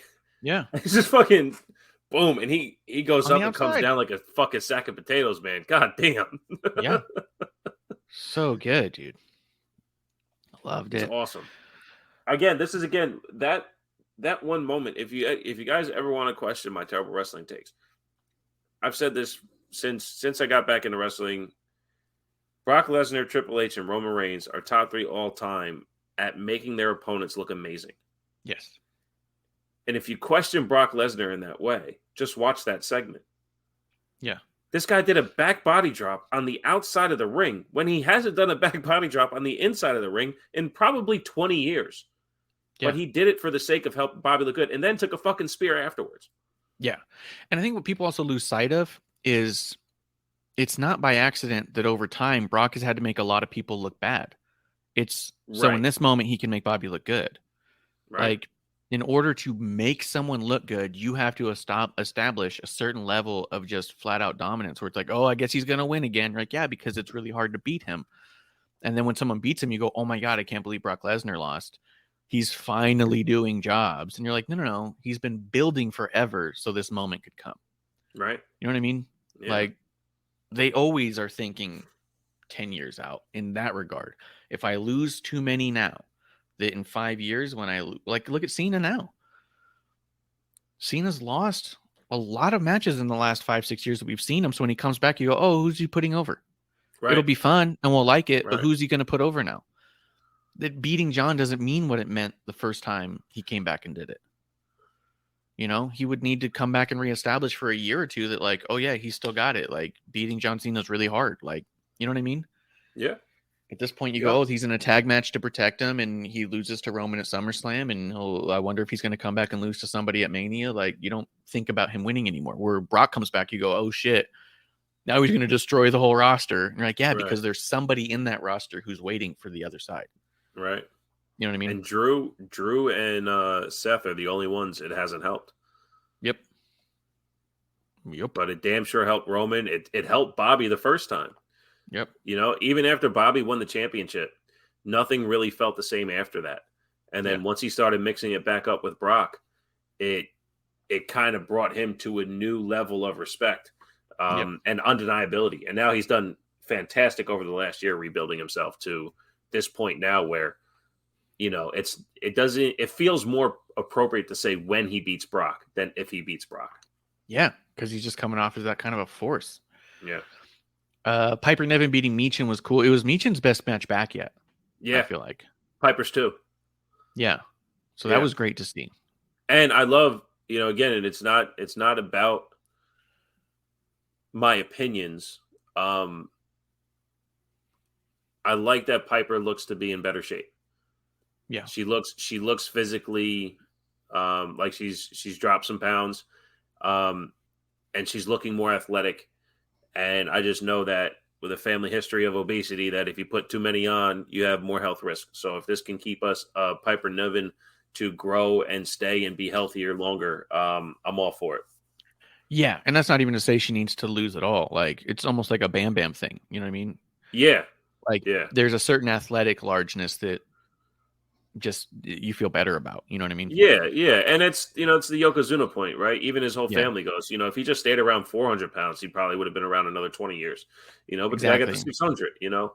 Yeah, exactly. And then being healthy and Vader too, right? Vader never needed to lose any weight. He wrestled for 60 fucking years, and you know, it just took its toll. But she just came back looking a little, you know, she looked better to me, and I was like, that's awesome. You know, I felt good for her if that was a goal for her, you know? Yeah. And it's also kind of like with the Vader, as he got, like, there's a, like, when you're just big and it works, there's like a hard thickness to it, right? Yeah. Versus a soft thickness. Yeah. And she looks like she's lost a lot of the soft, but still staying big, like powerful. Like, it's that, you know what I mean? Like, but that's the thing. We can't necessarily say that, you know, Braun Strowman today looks better than he did when he debuted, when the guy lost like 120 pounds, and not be able to say that about Piper Niven too. You know what I mean? So I wanted to give her some credit for that. And every time, you know, anyone makes a comment about people, you know, there's some type of negative nomenclature attached to it. So I just wanted to give her a little props for, you know, looking great. So yeah, she does. She looks great. I think she looks awesome. She should keep it up. Yeah. Because she looks powerful out there. Yeah, she doesn't. I love her. I think I've always loved her athleticism. Again, from the Mania Classic, both of them. I was like, man, I can't wait for her to fucking wrestle Becky Lynch, wrestle Bayley. Like, she's going to be fucking awesome. And for sure. Now it's going to happen. And to our points, right? Like the IWC who knew Piper Niven before Doudrop, this is the build that we're getting now. You know, we're getting the natural build of Piper Niven on the main roster, and this is going to be awesome. Yeah. Let's talk Baron Corbin for a minute. Did you have something specific you want to say about the Cody segment in and of itself? Well, I just don't think. Number one, I wanted Baron Corbin away from JBL. I think it wasn't working. It's a good move. Baron Corbin doesn't have a problem making anyone look good. Cody in general, though, it just, again, this is another one where he's pandering to the crowd and trying to look. It's everything with Cody's one-noted. So I don't know. But I've always wanted more things for Baron Corbin. My concern with Corbin is that, like, the JBL thing wasn't working because they kept making JBL more important than Corbin, and they kept having Corbin job to guys like Gargano, which, like, JBL was just eviscerating Gargano on the mic, and then Baron wins one, loses one, wins one, loses one, and it's like it because it also made JBL look stupid to begin with. Like, oh, he's my protege, he's the next wrestling god, and then he's out there losing, and so JBL, to save face, has to destroy Baron on the fucking mic before he leaves. What the fuck do we do with Corbin now? You know what I mean? And Corbin never changed his character either. It's still a layover from Happy Corbin. Like it's this mix of it's Happy Corbin without money and jokes. Like it's not Constable Corbin, it's not Lone Wolf, it's not King Corbin, it's it's not bum ass Corbin, it's everyday Corbin. And but the same music as Happy Corbin, they fumbled the whole thing. It's so crazy, and he's so good, dude. Like, yes, like JBL as a wrestler was a fucking powerhouse, right? The clothesline from hell, everything with authority. I've said it for years. Give Baron Corbin a boot, and he would be undeniable. Everything he does with his hands, and then you add in the boot, he's a fucking. But Corbin's wrestling didn't change. His character didn't change. His promos got belittled because JBL was there. It's tough, man. It's tough. But he's on TV every week, so who knows what he wants. I don't know, man. I feel bad for him because it's just like it was so short-lived. It wasn't even like, hey, and here's the other deal. He disappeared for months with JBL. Remember, they picked him up in the limo, get in with me, and then he shows up like 3 months later, and he came back, like you said, identical, no better. Wasn't just steamrolling people. Like he steamrolled the first 2 jobbers, and that was it. Like it really should have been like, hey, I took him to a compound and straightened his ass out and showed him his true potential and just let him be a fucking force. He'd be on his way to WrestleMania right now if they just done that. He's always been an agile big man, right? Like his background is Golden Glove boxing and NFL lineman. So he has footwork and hands, right? And he's always done that in the ring, footwork and hands. He's an agile big man. But if he came back as a powerhouse big man, the way JBL was, with this change in character, this change in wrestling performance, we'd at least have one thing to latch onto. We had nothing. Yeah. It was a waste of time.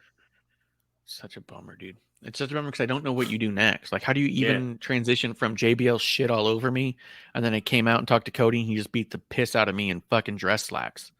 Right. And like shoes. Dress shoes.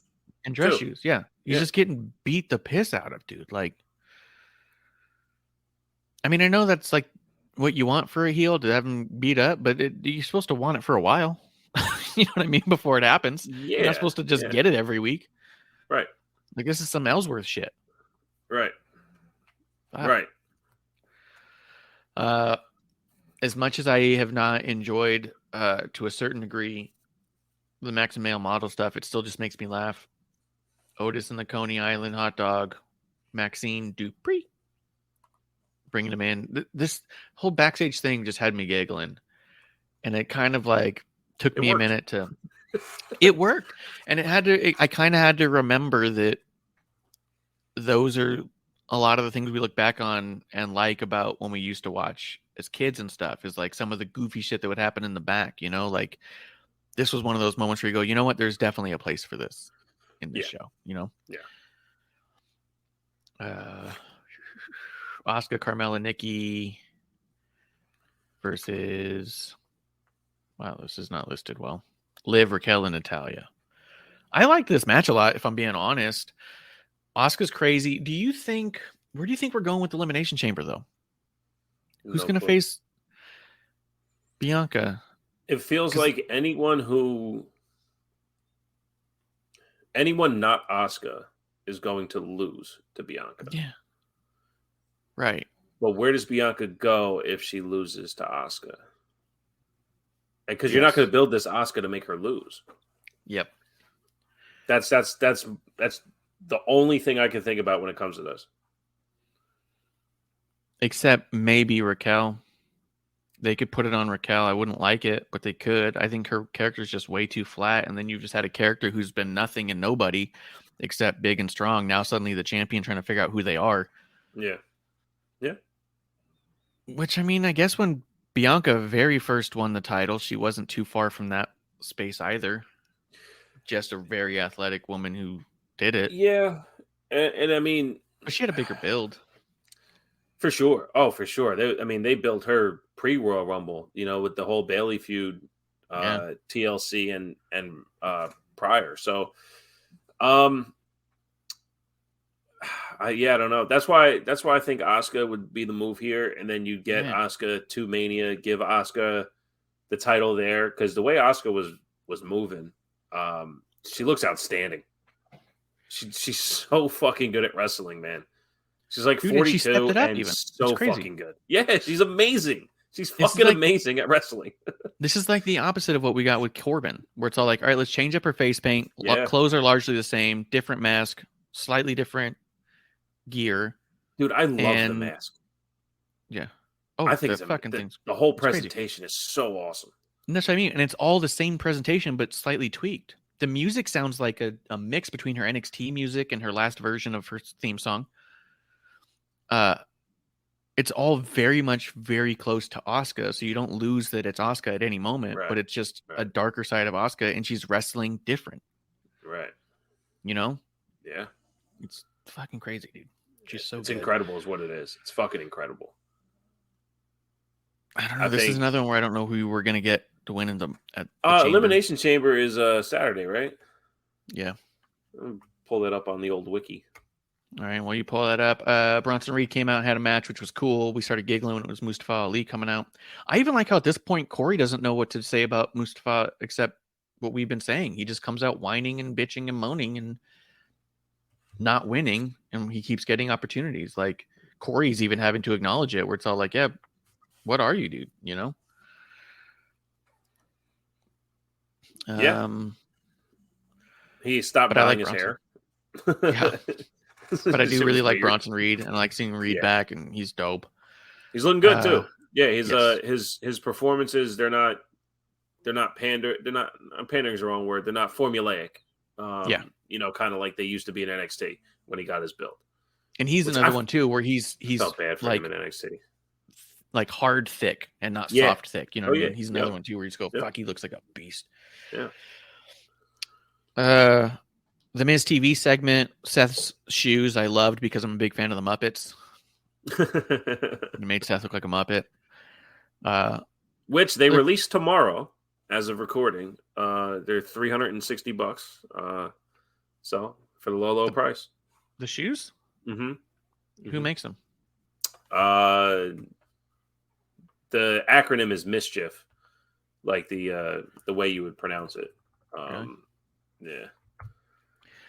Okay. I mean, sure. I don't see people wearing that in life. Well, I doubt wrestling fans will buy them to get them signed. That would be cool. Get Seth Rollins to sign a pair of those shoes. I would love to, but yeah, I'm good. Let me see. I mean, I liked the segment. I liked Seth Rollins in the segment. I think that Miz is a bit much at this point. And then the whole Boogs thing happened, and I really checked out. Boogs is such a force, and he's such bad comedy. Yep. I just don't understand what we're doing with him. Let me see the main event, and then I want to mention while you're pulling that up, because we're going to wrap up on some Elimination Chambers talk. But the main event, Bianca, Becky, and Bayley, should have been a classic. I was getting furious during this match because you have three brilliant minds doing this match who all had great ideas, and it came together in such a way that they started making each other look stupid, and they made the ref look like a fucking moron. There's that one spot where Bayley knocks out Becky, knocks out Bianca. I don't mean like knockout, but gets him down. Yeah. So Bayley takes Bianca and pulls her on top of Becky, chest to chest, while they're laying there, so Bayley can climb up the top rope to do an elbow drop. That's a pin. Bianca also never sold that she was like knocked out. She was looking around and watching Bayley. Non-kayfabe, to watch for the spot. In kayfabe, because maybe she's not as knocked out as Bayley thinks, and I'm going to get out of the way of this bitch, and I'm going to take advantage of her. Right. But she also at no point said, ref, count. Right. You know you're in a pinning predicament. Right. And you know you're laying on top of Becky for 15 seconds. Right. Where's the win? Right. So Bayley looked like an idiot because she throws Bianca into a pin. Bianca looks like an idiot because she's not telling the ref to count. The ref looks like a moron because he doesn't know what a pin looks like. I was like, what is happening? That was only one spot. There was a couple other spots. Well, for one, all the stuff on the outside, nobody in the match is trying to win the match anymore. We had 6 women on the outside brawling, and all Bailey can do is hang outside and watch while Bianca just sits in the corner and waits. And Becky's on the other side of the ring that you clearly see watching. And you're like, so nobody wants to win. We all just want to watch what the women are doing on the outside. Like you're trying to get your shot at a potential Mania match here. Well, and why do you have the entire Elimination Chamber come out and not have Bailey and Becky pin Bianca at the same time? Because now Bailey and Becky mean nothing to what just happened on TV. Yes. Unless you needed the 2 of them to be there to get all the eyes on TV to watch everything else. If that's the case, as you just said, big old clusterfuck, and none of it made sense. It looked more was taken away from it than given to it. Yeah, everyone looked dumb, dude. And I was getting so mad because here's like 3 of my favorites with the highest ring IQ, and they have walked out looking like total fucking goofs in a VFW with that kind of psychology at the end. And I was like, what the fuck is happening? It was like, it pissed me off, dude. I was getting mad. And producer lady was like, she was kind of like laughing at me. She's like, I don't know, I liked it. And I was like, they all look so stupid. Because I take it too serious. Because I like them. Yeah. I mean, look, I didn't think yes. At first so before the first commercial break, my thought was that Bailey and Bianca's chemistry is the best Bianca gets. Yeah. It's even better than when she wrestles Becky. I'll give that by far. It also made me a little sad that we don't have Bailey by herself. We need Bailey singles. We need it. The work she was doing, I just missed it. It. You know, so whatever's coming after Mania, hopefully it's Bailey with some type of run as a singles performer. So that promo gets a little bit tighter again, and the in-ring is just more consistent. But I mean, and I do think that there's a big win to it, though, with the idea of Bianca getting the win. The Elimination Chamber, the chamber stays the same, and this means now we have more Becky and Bailey, and we could potentially get more than 2 women's matches at Mania for the titles. We could potentially have a true grudge match with 2 of the greatest at Mania, which could be cool. I definitely think that's where it's heading. And I definitely want to see it in Hell in a Cell. I want them in a cell. I want the only Hell in a Cell match at Mania to be Bailey and Becky. You know? It could happen. It definitely happened. I don't think they'll do a Falls Count Anywhere. I don't think that. Where is it this year? Oh, it's in LA.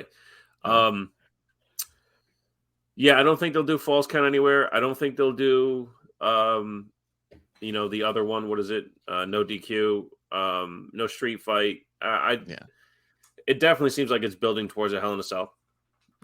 Yeah. And I think that was the cool takeaway from it, but the match was a mess to get there, and the whole segment was a mess.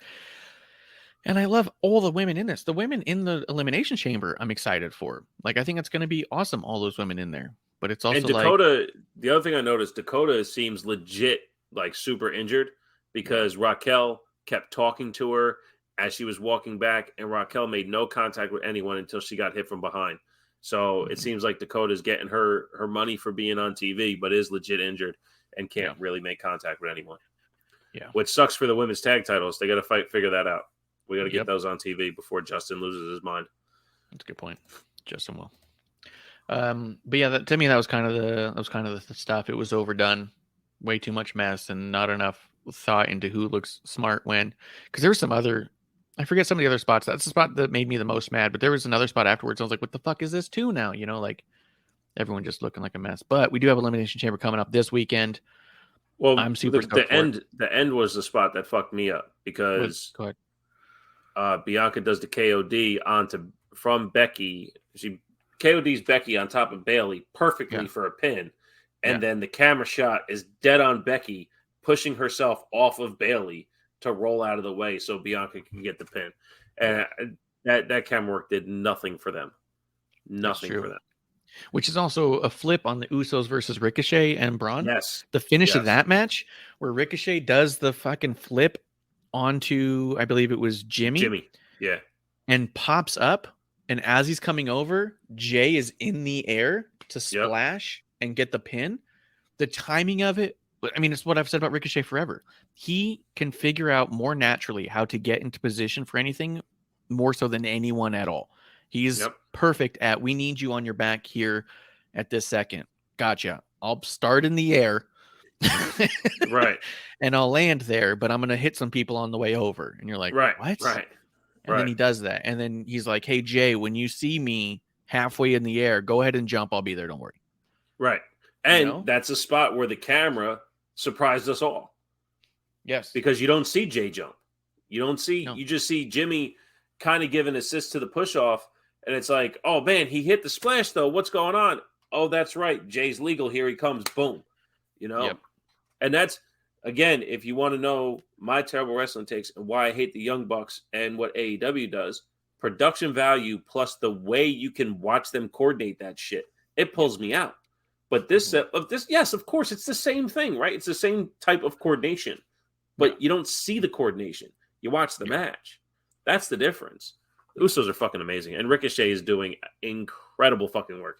He deserves a moment very soon. Yes, I want him to have a big moment.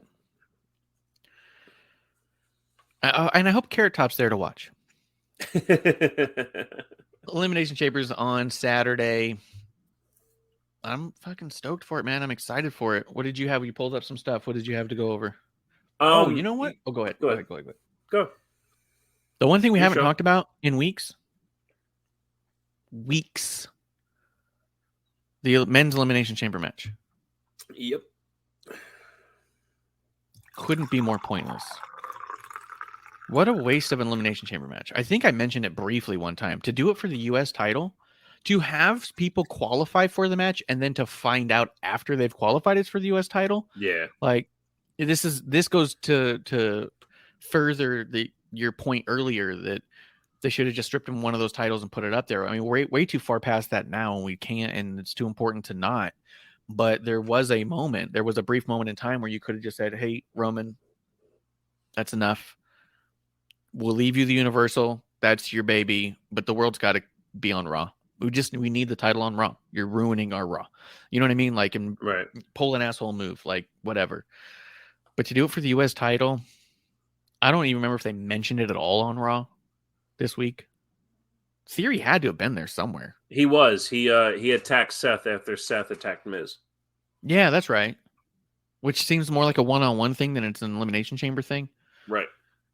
But that's like, what the fuck are we doing with this? Like, I'm not into it at all. Like, I don't even. And here's the other thing. When I look at the match, who's in that one? Do you have that pulled up? Yep. Who's in the men's Elimination Chamber match? It's Austin Theory, Seth Rollins, Johnny Gargano, Bronson Reed, Damian Priest, and Montez Ford. And all commentary said on during the tag match with the Street Profits is how Elimination Chamber can be a stepping stone for Montez. Yep. Because I think it's what they're trying to do. Montez is going to do some crazy shit off the top of a pod or climb up to the top like the Luchadors did back in the tag days. Yeah, which was awesome. It was pretty cool when that happened. Yeah. Here's my big fear of it is it looked an awful lot like one of those terribly messy NXT matches already. Yeah. The fatal 4-ways and 5-ways and 6-ways that they would throw Johnny in. Yeah. This looked like an NXT match that happened to have Seth Rollins in it for a bit. You get that 5-minute spot, Gargano doing his thing. Yeah. Yep. And I just, looking at the card, looking at the match specifically, I could not be less interested in this. There is nothing. There's nobody in there I want to win. There's no one in there I care to see lose. There's nobody in there who's going to, who could potentially do a thing that's going to excite me. Potentially, you know what I mean? Like, Montez will probably do something that will be a GIF. Yeah. Sure. Half of those I don't care about. I don't know, man. This is the men's Elimination Chamber this year. That match alone is the least interested I've been in any Elimination Chamber ever. Yeah, and I think you're not wrong because the build was for qualification and that was it. And then even when you take what Austin Theory and Seth did on Monday, the factoring in Logan Paul versus Seth for WrestleMania, that Austin Theory didn't have to be there. It could have just stayed as Seth Rollins, giving the stomp to Miz and walking back. Yep. Theory didn't need to be there, and they did nothing else. for Johnny and for Damian Priest to really shine going into what Elimination Chamber would be on Saturday. So yeah, I think it was a big misstep. Yeah. I don't know. Every other match on the card, though, I think I'm pretty happy about. So you pulled it up. What did you want to go over that you see there? No, just the card itself. I mean, we talked about it adjacently. You know, I do think it would be cool if you know, if Bronson Reed wins the men's elimination chamber. It'd be great. That's actually that's the call. If you want me to be happy, he's the one who wins. Yeah. Because I mean, anyone else, you're resetting the story and not really liking where you're going, right? I mean, Priest isn't going to fit in Judgment Day having a title when nobody else does. Seth Rollins is heading towards Logan Paul. Austin Theory retaining means that this whole match is even more of a waste, you know, to someone with your mindset, where I tend to agree. And Montez Ford, honestly, he probably wouldn't be bad, but he would be the continuation of who Montez Ford is. Just like I said about Bianca for a while, Montez Ford, the same thing. I want to see these guys go through adversity and give me a reason to care. Montez has been injured and gets jacked and comes back and says that he's amazing, you know?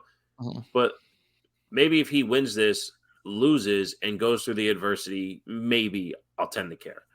But yeah, I would just like to see something different. Because if it's Austin Theory, then the match was for nothing. Unless it's just a great match. And then there's this side of it too. Like, if Montez wins it, then he's the guy in the tag team with a singles title for no reason. Because they haven't established him trying to do anything on his own. It's not like he's had a series of singles matches. Recently. You know what I mean? A string of them. Just all of a sudden he's a tag guy with a singles belt. Which I think that you need to establish him on his own a little bit. Like, he should lose this and tell Dawkins, I was this close. And you wouldn't believe the feeling I had. You know? I got to try. I got to do this. Like, we're always together, but I got to do this, you know? Yeah, no, absolutely. And to WWE's point, when Montez gets the chance to wrestle as a single, be it against the tag partners that they're going to go face, he doesn't always win. So, you know, he hasn't had that chance to really flourish, or at least make you think, well, maybe. So, no, I agree. And that's a great way to play it. Not that, you know, we need tag teams to split up all the time, but if he can really accentuate that feeling of almost grabbing that singles title to his tag partner, that'd be pretty cool. Yeah, and I'm not even saying to have them completely split, but have them do more single stuff. Yeah, have a reason to do single stuff for sure. And to be honest, if you played that story out right, even I would think that he could be the right dude to take Gunther's title. Right. You know what I mean? Because if he were to say, I know I'm that good, I got to get there. And if he wanted to do it to prove it to himself, he could take down someone like a Gunther and did it. That could make him. Yeah. You know? Yeah. And launch him into this, like, dude, he took out Gunther after 300 and 400 days or whatever. Like, he built himself to that. Like, I could see that, and I would even be okay with that. And I might say, like, this is the dude, let's do it, you know? Right. And they could tell that story. Tell that story. I can see that there. And with Bronson, if he wins it, he's the only one in there without a story at all. His only story is that he sometimes works for Miz. He also is the only one in there without a loss. Exactly. But I'm saying that's why giving him the title would be smart. Because then you can have him with the Miz doing some one-on-ones there. Let him take out the Miz. Miz started to say, oh, hey, you know, you wouldn't have got that without me. You know what I mean? Like, let Miz be a little asshole and let Miz have a couple matches with Bronson, and Bronson, like, stomps him and moves on and says, you know what, don't call me anymore. Right. You know? Right. Give him something, you know, and then bring in the next thing. All right, what else did you have there? Oh, well, we talked about the women's a bit, and it's to see who's going to face Bianca. And you have Asuka, Liv, Nikki, Raquel, Nattie, and Carmella. And I think we talked about this, you know, months ago, that Carmella Bianca would be great. That tease of it at the SummerSlam that you went to. This Bianca versus the Carmella that we know would be awesome. I just think Asuka's got to do it, man. Dude, by the way, I think this is the time. Yeah, I think so too. Yeah, this would be good for Asuka. This is the Asuka that we need. But a quick shout out to Carmella. She came back looking like $1 million after a ton of personal stuff. They're bringing back the fabulous Carmella. She's moonwalking again. She's singing her song. It's a little bit of a mix of the original FABULOUS ING. I'm just super excited for her. She's just killing it. I like that gear more than the other gear. Me and Kev said it a bunch of times. For whatever reason, her in pants and the small tops just looks badass. It just looks a little something special there. Like, especially when she's wrestling in the sneakers. And then she was wrestling in like not exactly lingerie, but it was just like the small things with like these thigh-high things and sneakers. It always looked good, but it didn't feel the same. So seeing her back in like kind of a mix of all of that, I think it's awesome. And I'm so excited for her, and she looks great, and she's killing it out there. Her character work is amazing. She's one of the few who continues character work in match. You know, like a lot of people will pause some of the character work during the match. She will actively do things and say things and respond in a way that boosts her character. You know? Yeah, absolutely. She's incredible. I mean, I wasn't watching at the time, and I heard her. I heard Carmella. I heard her from the other room. I was like, oh, she's the best. She's the best. So I mean, and I agree with you too. I mean, we kind of talked about this. I believe it was on the watch along for TLC or maybe Royal Rumble. How we turned into that fashion podcast for a little bit. Yeah. Carmella always has incredibly flattering gear. She's super attractive. She never wears anything that's not flattering, but she is one of those that when she went from the tights to the bodysuit, it was the right move. When she went from the bodysuit to the pants, it was the right move. Like she always fits well with her character. But I do agree with you. It's almost as if the more she's wearing, the more badass she looks. Yeah. Yeah. She looks even more athletic when covered up. Yeah, to a degree, for sure. Yeah. I mean, she's out there, sweatshirt and sweatpants. I mean, she'd probably be even more attractive to me, but she wouldn't look as athletic, Yeah, but she would super kick someone. You'd be like, God, that bitch is street. Yeah, let's go. Yeah. Sweatpants and Timbs like Mia Yim would. Yeah, absolutely. Yeah. Dude, could you imagine Mia Yim and Carmella as a tag team wearing sweatpants, Timbs, and sports bras? Fucking A. Dude, that'd be fucking actually badass too, because you'd have Carmella out there moonwalking, and you'd have Mia down doing the whole fucking thing in front of her. Backwards hats and everything. It'd be amazing. Let's do it. Yeah, book sick. It. Fantasy book. Bishop is the man. Tell you everything. Get it right. Get this shit right. But I think Asuka's the move for this match. Yeah, you think Asuka too, right? Yeah, she's coming in too strong and too hot, and you got to do it.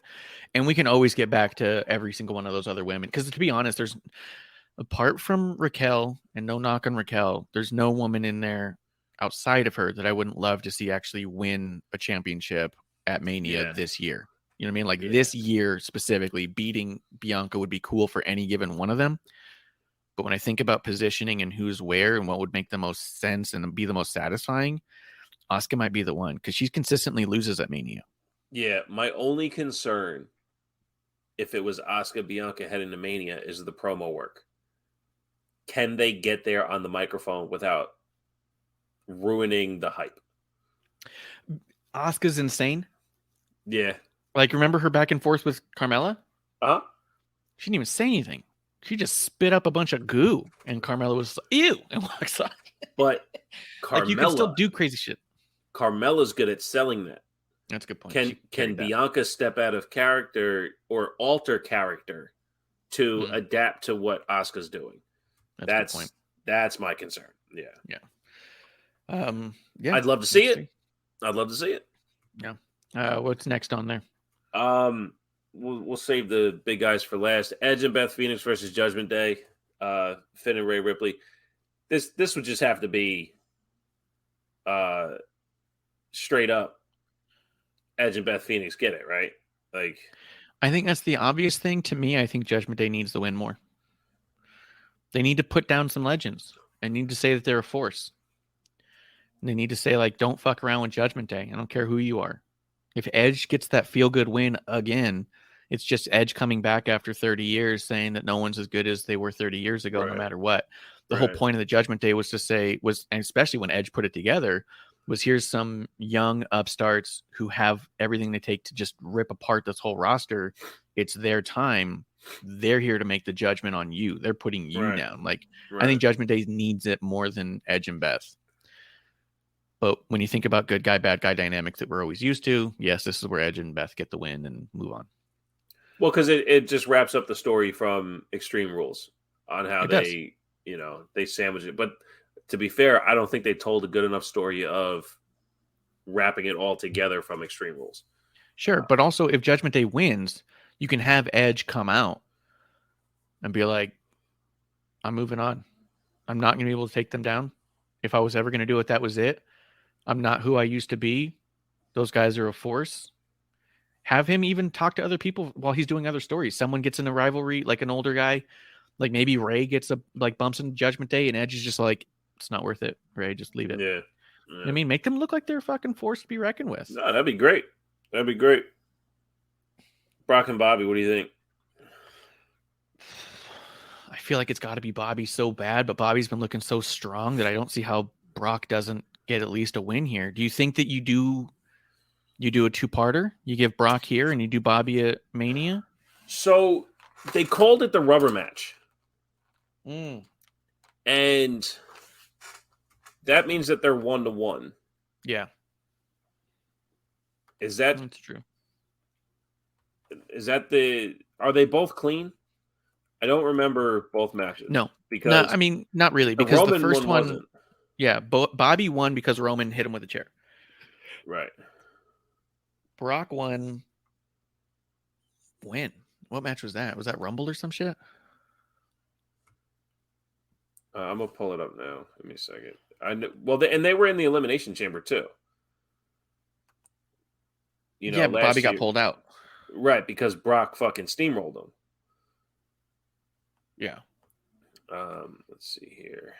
So if they're gonna call it the rubber match, then I think it's got to go to Bobby, because Bobby's got to end up on top on this one. Right. So we have Crown Jewel. Yeah, Crown that's Jewel right. in November. Yeah. What was the Crown finish Jewel on it? November. Do you have it? It's pin. It just says pin. Yeah. But that also says it for Lashley beating Brock Lesnar at Royal Rumble last year. So, yeah, I think it was just a clean one there. I think you give Bobby the clean win here. Yeah. And maybe you go to 4 and have it really double down on it and get it to Mania 2, and maybe a more vicious match, because this is just a regular match. Maybe you do like, hey, maybe Brock goes fucking SummerSlam on him, goes, I want a fucking cow on a pole match, you know? Right. And if anyone can take the cow off the pole, it's the two of them. Yep. Yeah. And then swing it by its hind legs to smash the other guy. Those are the guys who can do it.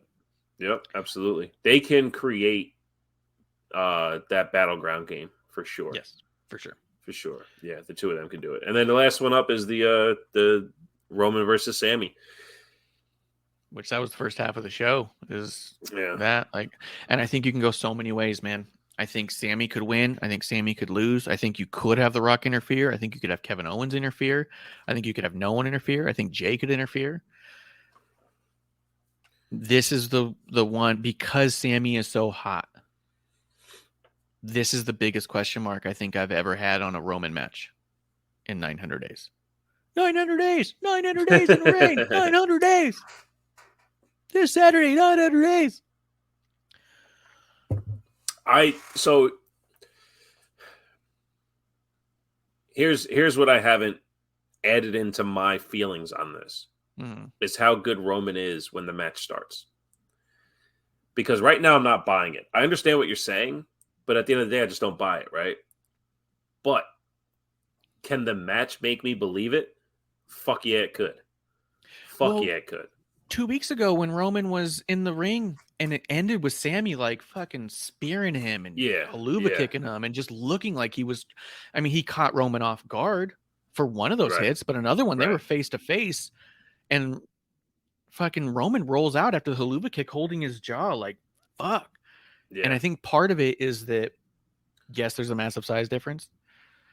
Yes, there's a different style of wrestling. But I think part of it is that Sami is that man that when he sees Roman, his adrenaline's rushing and he's hitting harder, he's running faster. And Roman doesn't have that when he sees Sami. He sees Right. Sami as another opponent, another piece of shit who got in the way of what he was doing.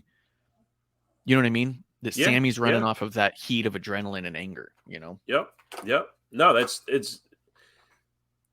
definitely, there are definitely two dynamics right now. They did a good job showing that Roman's not taking Sami for granted. He is locked in on Sami being the next opponent, even by Paul Heyman saying, "You guys stay at home. We got this." Yeah. Where that's Roman saying, "Fuck the bloodline noise. I have a match to take care of. I am focusing on this solely." I think that's a fantastic thing because he did that with Drew out in Cardiff. You know, so same direction for Roman. I do like the dynamic that you just laid out, the hyper intense Sami, that adrenaline going up, but Roman staying calculated. I think that'll be a great dynamic in the ring. I don't see it. It would be incredible if Sami wins. Not just the pop. I don't need the marquee stuff about it. The story they would tell to get us there would be incredible. Because they did it last time, at Royal Rumble. They did that story they told at the end of Royal Rumble was fucking incredible. And there's videotape of you to prove it. That's true. That is true. And also the pop.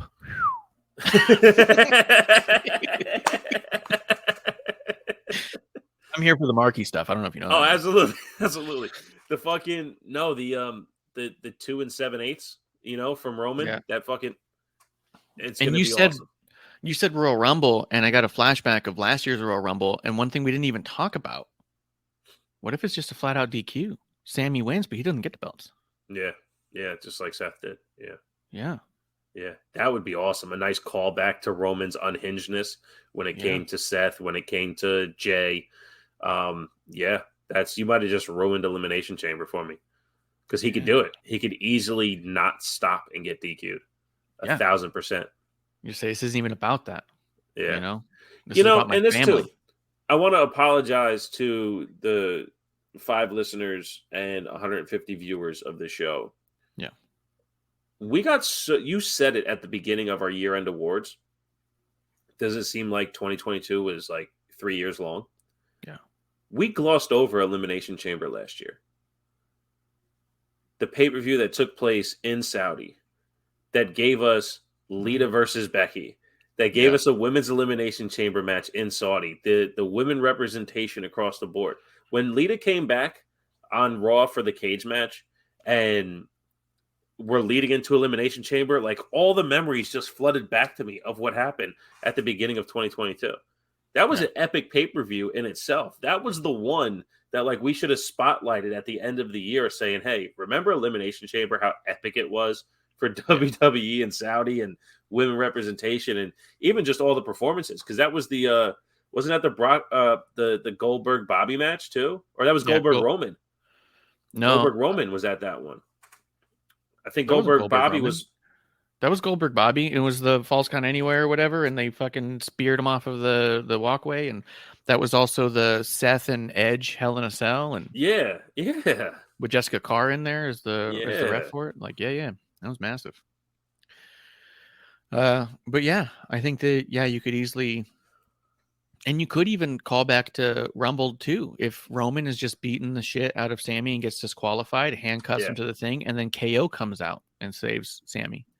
Same thing. Yeah, the same kind of brother dynamic that Jay and Jimmy had at Hell in a Cell during that, with the tie-in from the Rumble, with everything, just loop it all together. I mean, that's the levels of stories they've been telling. Yeah. It's insane. Because we haven't seen KO since, right? Nope. And where would he recover? Where would he recover? At home. Yeah. And on top of that, they didn't actually lay out Kevin Owens that way. Like, I mean, they beat him up, but they didn't actually start hitting him with the chair. The chair shots were all for Sami, so it's not like he needs months and months to recover kayfabe. It's not like they slammed him through this, that, and the other thing. Right. They just kicked him in the face a few times. Whatever. I can kick him in the face all the time. Don't see me home. You ever been kicked in the face by twins? Oh yeah, it's the twin dynamic. Twin magic. All right, man. Let's wrap this up. Let's do last call. I got more stuff to record today. Today is a busy day on my microphone, so we're going to go ahead and do last call. We'll be back tomorrow for a brand new episode 1, but I think that you are not going to be here next week. So unless we try to fucking weasel it so you can come back and talk Elimination Chamber, you have to see how that plays out. Otherwise, we'll see you in a couple weeks, huh? Well, we'll talk. Yeah. We'll talk. If there's a way to make it work, I'll make it work. I absolutely love coming on here with you. TWTakesPodcast.com is back up. I did it. I figured it out. So go on there. There's a little media player from iHeartRadio that has a preview of the podcast. You can listen there. Find it all platforms. Terrible Wrestling Takes Podcast will be around at some point. Until then, I just love coming on here and talking shit with my buddy. So thank you for having me, sir. Yeah, thank you. And thank you to all the drinking buddies in the chat today and coming through and watching with us and all that and having a drink with us. I'm at Ref Marsh. We're at WTR The Show. This has been an episode 1. And we'll be back right here in the dive bar of the IWC for a brand new episode 1. Probably tomorrow, I guess. Cheers. That's the last call. Hey, producer lady here. Thanks for tuning in. Continue to support us or buy us a drink by following and putting the I in subscribe on Twitch. Or subscribe and review our podcast on Apple Podcasts or wherever you listen to us. Cheers.